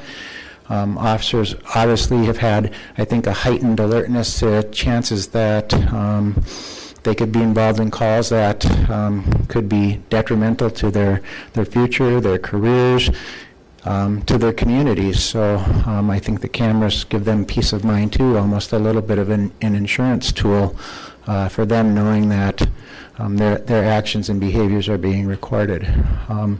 So that's why I think it's necessary that we have them. But I think if anything, if you look at, we're at 5 years since we purchased them before. That's a long time. The technology has changed. One of your questions was, what will we get from it? Well, we'll get the increased battery life. That's obviously important. I'd like my officers to be able to have the body cams covering their entire shifts. Right now, they swap one out with a different one, typically halfway between the shift, and certainly sometimes that isn't convenient and it doesn't happen. So we do have times when people are on calls and they have a device that no longer has a charge. So we get the better battery life, but there's also a bunch of new features that come with them. Obviously, greater resolution quality, better video quality, better sound. But there's new things like the new platforms. Anytime an officer were to withdraw their firearm from their holster, it would automatically trigger that body cam. Anytime that their vehicle travels at a certain speed or emergency lights are activated, activates the body cam. Anytime taser is pulled out of its holster, activates the body cam. So features that will, make sure that we're not going to miss the most important incidents that we'd probably be able to leverage that footage for.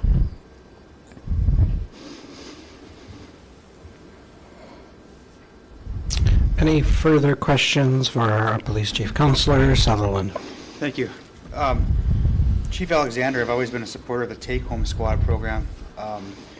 Looking at these, I didn't know that a car, taking it home, it makes it last about almost 2.5, a little over 2 times as long, from 3 years to 7 years.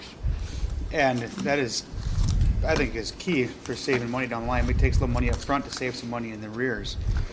Also, kind of ironic, it was yesterday, there was one of these take-home squads from down the street from me, and there was a bunch of kids playing in our backyard, and they mentioned, isn't that cool how there's a police car down the street from us? So the kids noticed that. It's right by the school. In my situation, I don't know about anyone else's situation. When you drive around the city, kids get a sense of safety when they see a vehicle in a neighborhood. I know I do, and it's right down the street. So I think if I could end this conversation, or whatever it is, I think we should end this, or fund this program till its completion, so it's a huge success, and that's where I'm going at with this. I don't necessarily see my document on the take-home squads. I know I have it here somewhere. It's just not popping up. I forget what year we started it, but I think we're in probably about the 3rd year. When we originally visited this topic, I think we were talking about it was going to take probably 5 to 7 years to outfit the department or the officers that would be eligible for a take-home car. It's gone faster than that. We've already seen that we've been able to reduce the need of our fleet vehicles, the ones that aren't assigned to officers, because we have more take-homes out there. Currently, we have 13 officers assigned take-home squad cars. There's 4 that are eligible, so this budget proposal request would cover those 4 vehicles over the next 2 years to outfit all eligible people with them.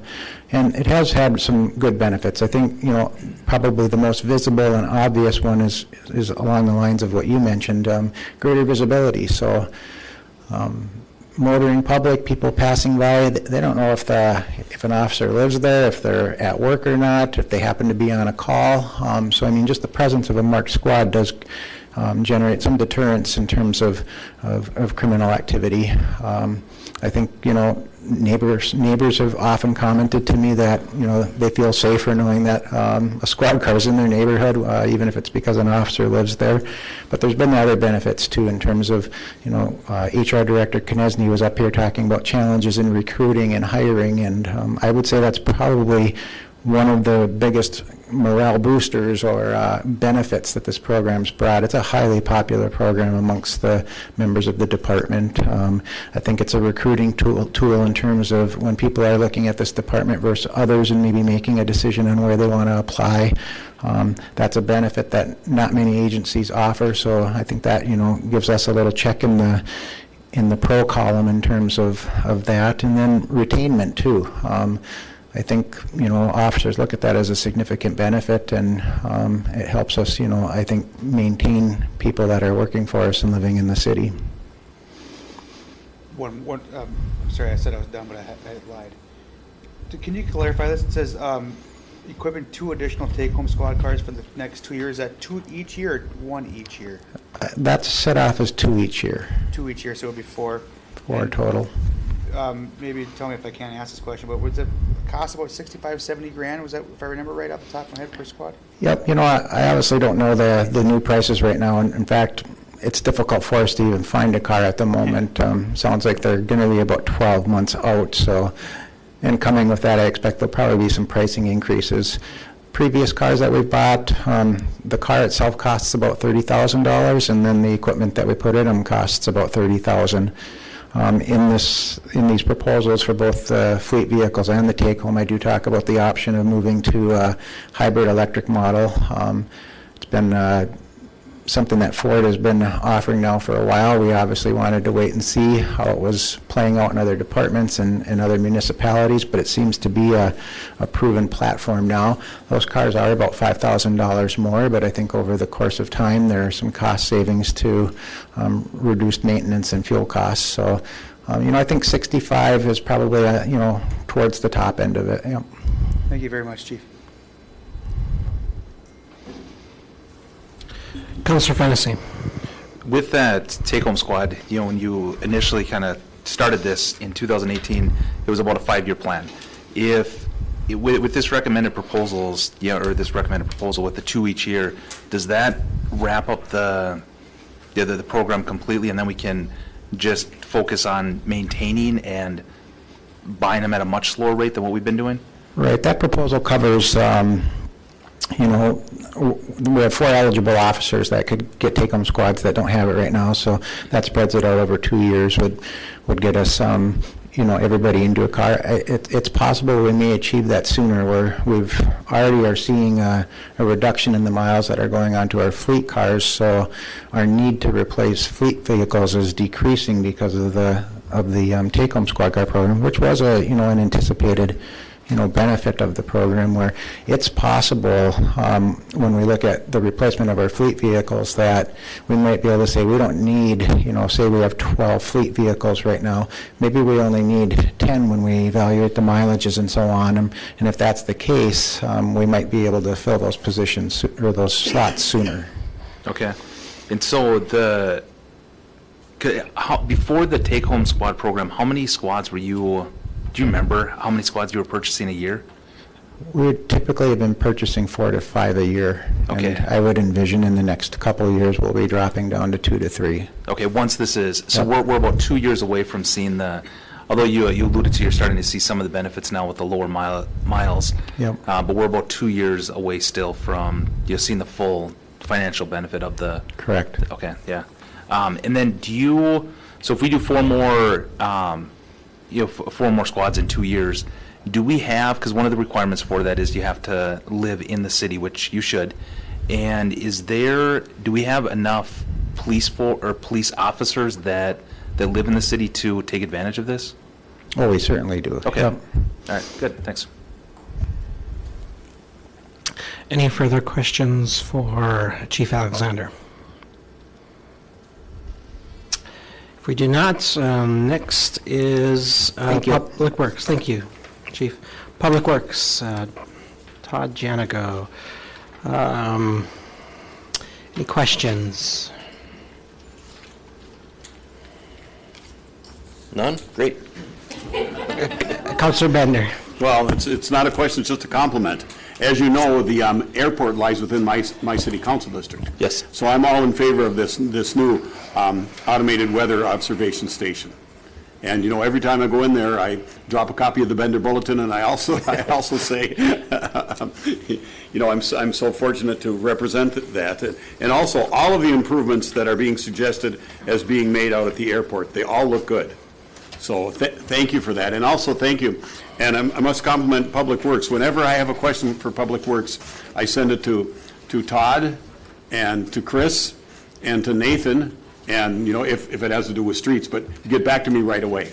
And our latest one is the chickens. Is the chickens. I haven't heard anything for a couple weeks. But thank you for that. Thanks, Councilor. Councilor Sutherland. I'm sorry, I'm probably annoying people, but the 28th Street paved trail that's in here, that's something I've been wanting for a while. I represent that district. There's a sidewalk, I've talked with Mayor Payne about a couple years ago. It was on the CIP, then we moved it back a year, I believe, to help fund the police radios. This is, I don't know, you drive down 28th Street, the railroad owns that property half the time. Lately, they've been all right at it. They don't maintain it. I'm not dogging the railroad by any means, but they have a lot of other things going on, I guess. The sidewalk's overgrown, it's low. Kids are walking down 28th Street.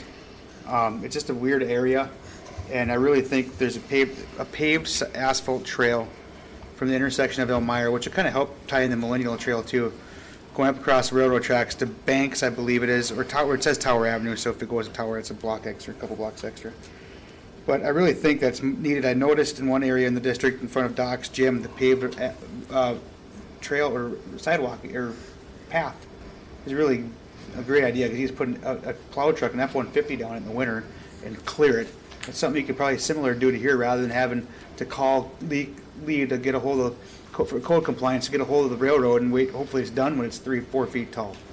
And it's underwater. No one walks on it in the summer when it rains. It's a little wet area there. I get that. There might be some wetland mitigation there. But when it comes to this, I asked the council, if I'm able to say this, Mayor Payne, just think about this and support this, because it's something I'm passionate about. So thank you.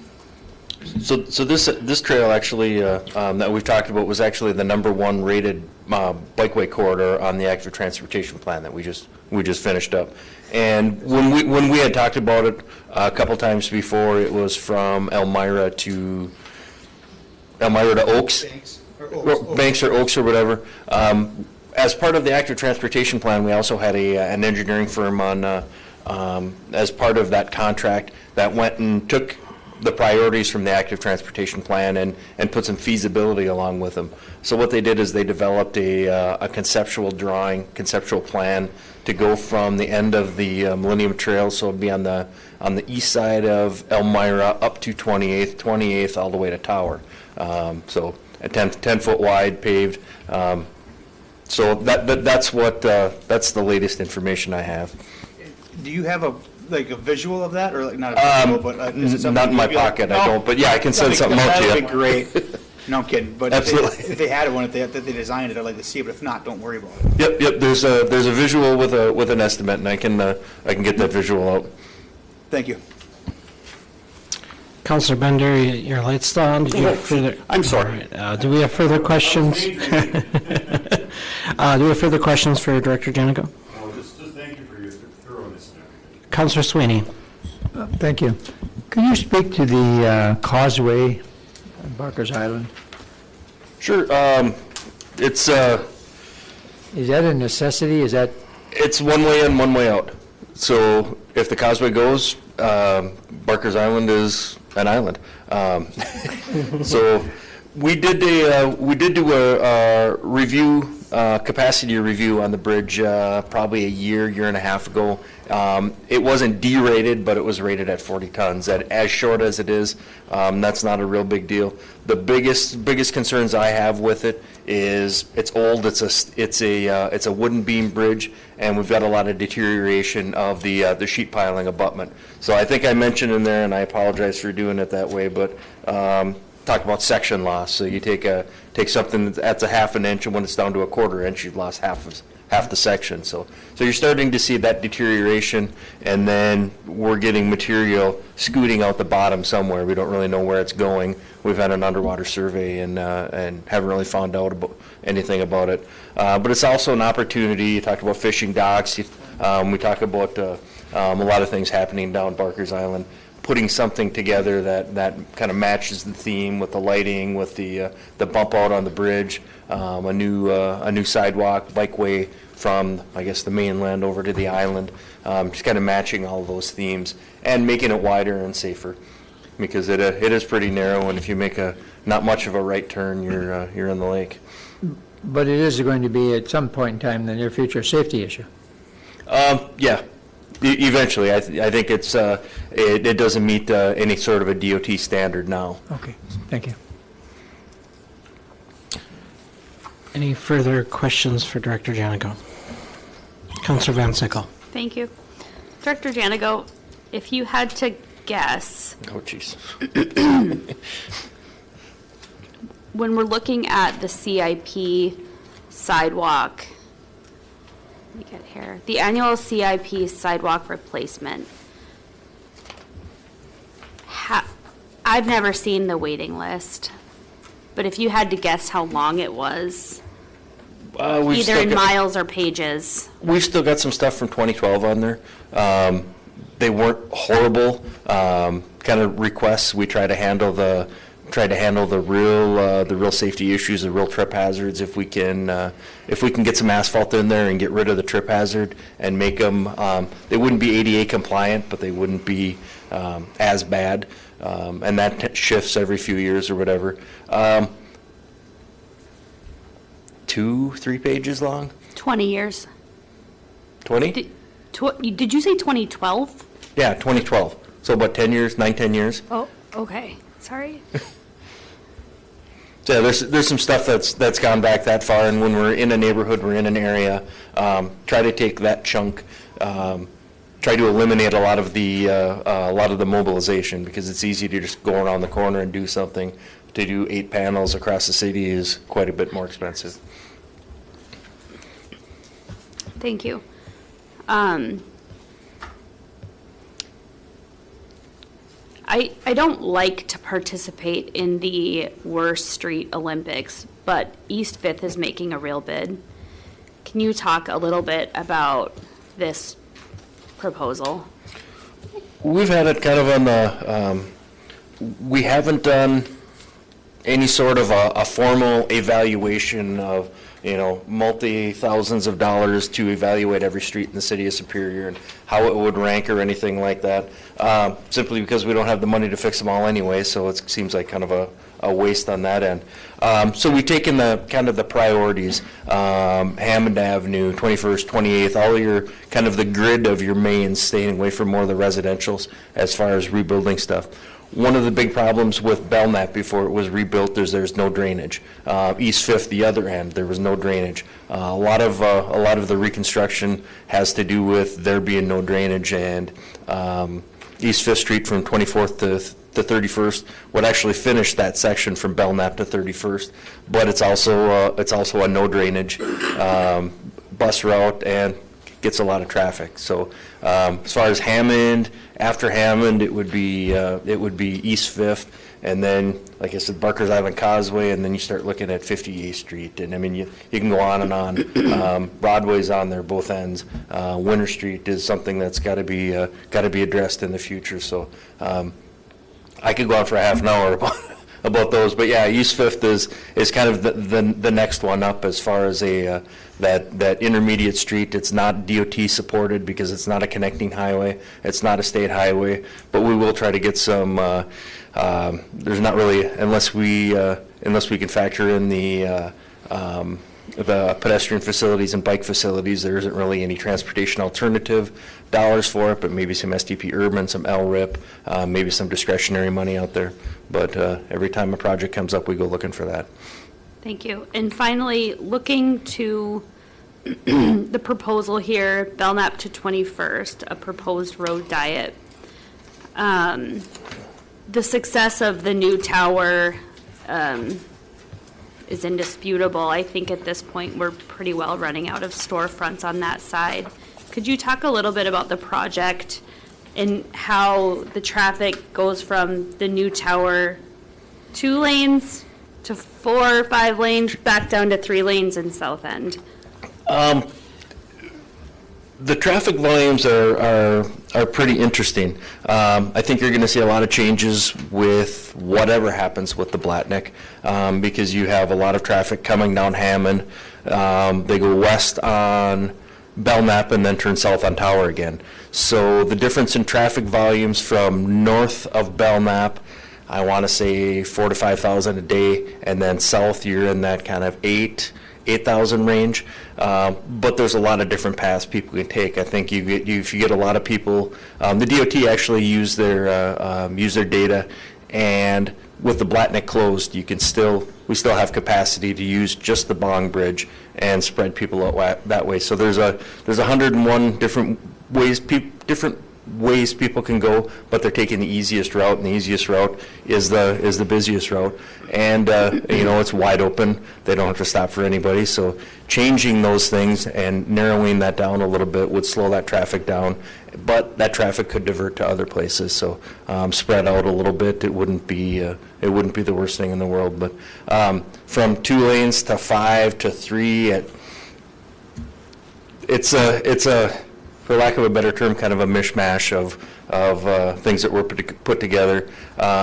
Be similar to, hey, we got the money to fix this section, we're going to do this and make it better. Well, this other section sure needs to be addressed, and 10 years down the road we can address that.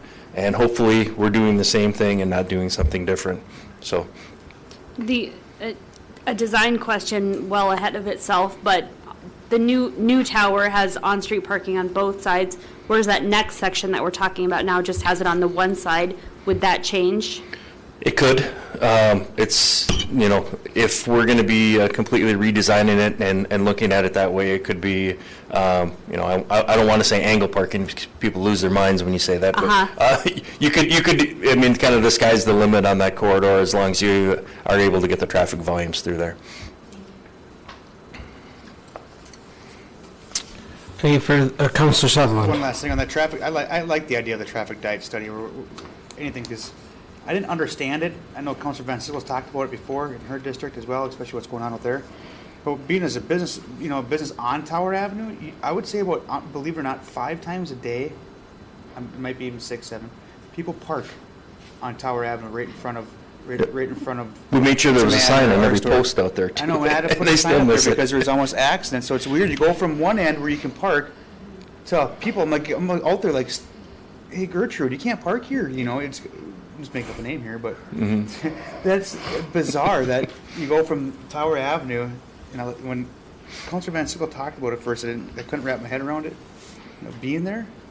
I mean, she worked there. I worked on the street. I mean, you see it. People park right on the road, and the cars are flying. I can't believe it. So, something needs to happen over there. Yeah. And there's a lot to be said for consistency too. You go from one block to the next block, and then parking's different, and things change, and consistency. Any further questions for our director?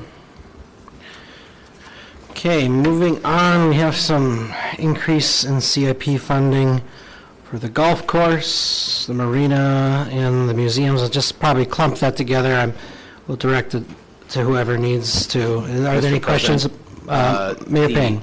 I would only point out Eric from the marina is here. Yes. But I can handle questions related to the golf course or the museums, or at least try. So are there any questions about the CIP funding increases for those 3 categories? Councilor Ledeen. I'll just take just a quick moment here. Talk about Nemadji Golf Course, which is out in my district, which I am an avid golfer at. And Jack, thanks for being on the committee and doing all of that. And to reinforce what the mayor talked about in his State of the City, Kemper is doing a absolutely phenomenal job out at this golf course. It turned a profit. If any of you seen the April numbers, they were absolutely through the roof for what this golf course is doing. In speaking with Tom and Superintendent Mike Dodge out there, we're going to have to talk about the irrigation system at Nemadji at some point in its life. I don't want to see the golf course deteriorate. This is a great thing for the city. 44,000 rounds were played there last year. So it's big. It's expensive. I'm sure Golf Course Committee, Finance Committee has looked at this. It is not something that can be done overnight. I mean, I think the price tag was something along the lines of $3 million to replace the whole thing. But I would hope if it can be piecemealed, looked at, this is a great thing for our city. I don't know if the mayor would like to speak to it. I know Linda's gone. But Kemper, great job, but a conversation we are going to have down the road on Nemadji's irrigation system. Mayor Payne. I would just say that the presentation that Kemper gave as part of our overall presentations that generated these pointed out some very serious capital deficiencies at the golf course that you described it well, Councilor. They are limping along. They're doing a good job with what they have. The service at the course is likely to suffer if there are not significant improvements made to that asset. Those are our responsibility. They don't fall to Kemper, but the golf course is an enterprise fund. It's different than a lot of these other proposals. It does generate revenue. That revenue stays within that fund, or rather it doesn't right now, but it can, and so it would.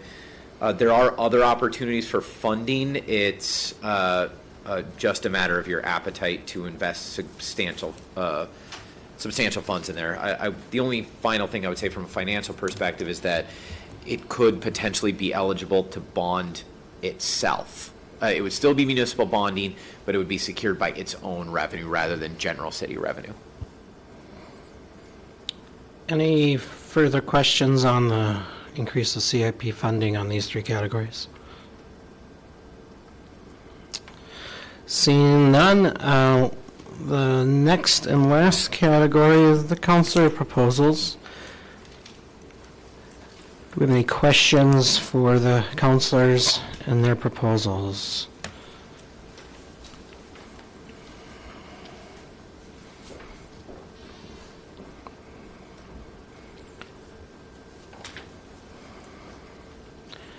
Just wait another moment. Do we have any further questions for the councilors and their proposals? Okay. Seeing none, I see this meeting is adjourned. So. Thank you. Please take some of that food home, folks. I don't have anything to do with it.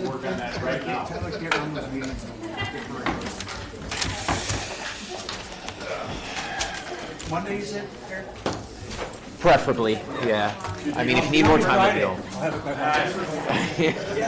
First we said Friday, but folks need the weekend at least. Some of the folks that, Lauren Tatiana, feel bad for him. Yeah. I don't feel bad for the department heads, they all learned. But Eric, yeah. Thanks, Eric. This is the value. This is strictly a value. It's getting late. Actually, what has the tax impact. I mean, there was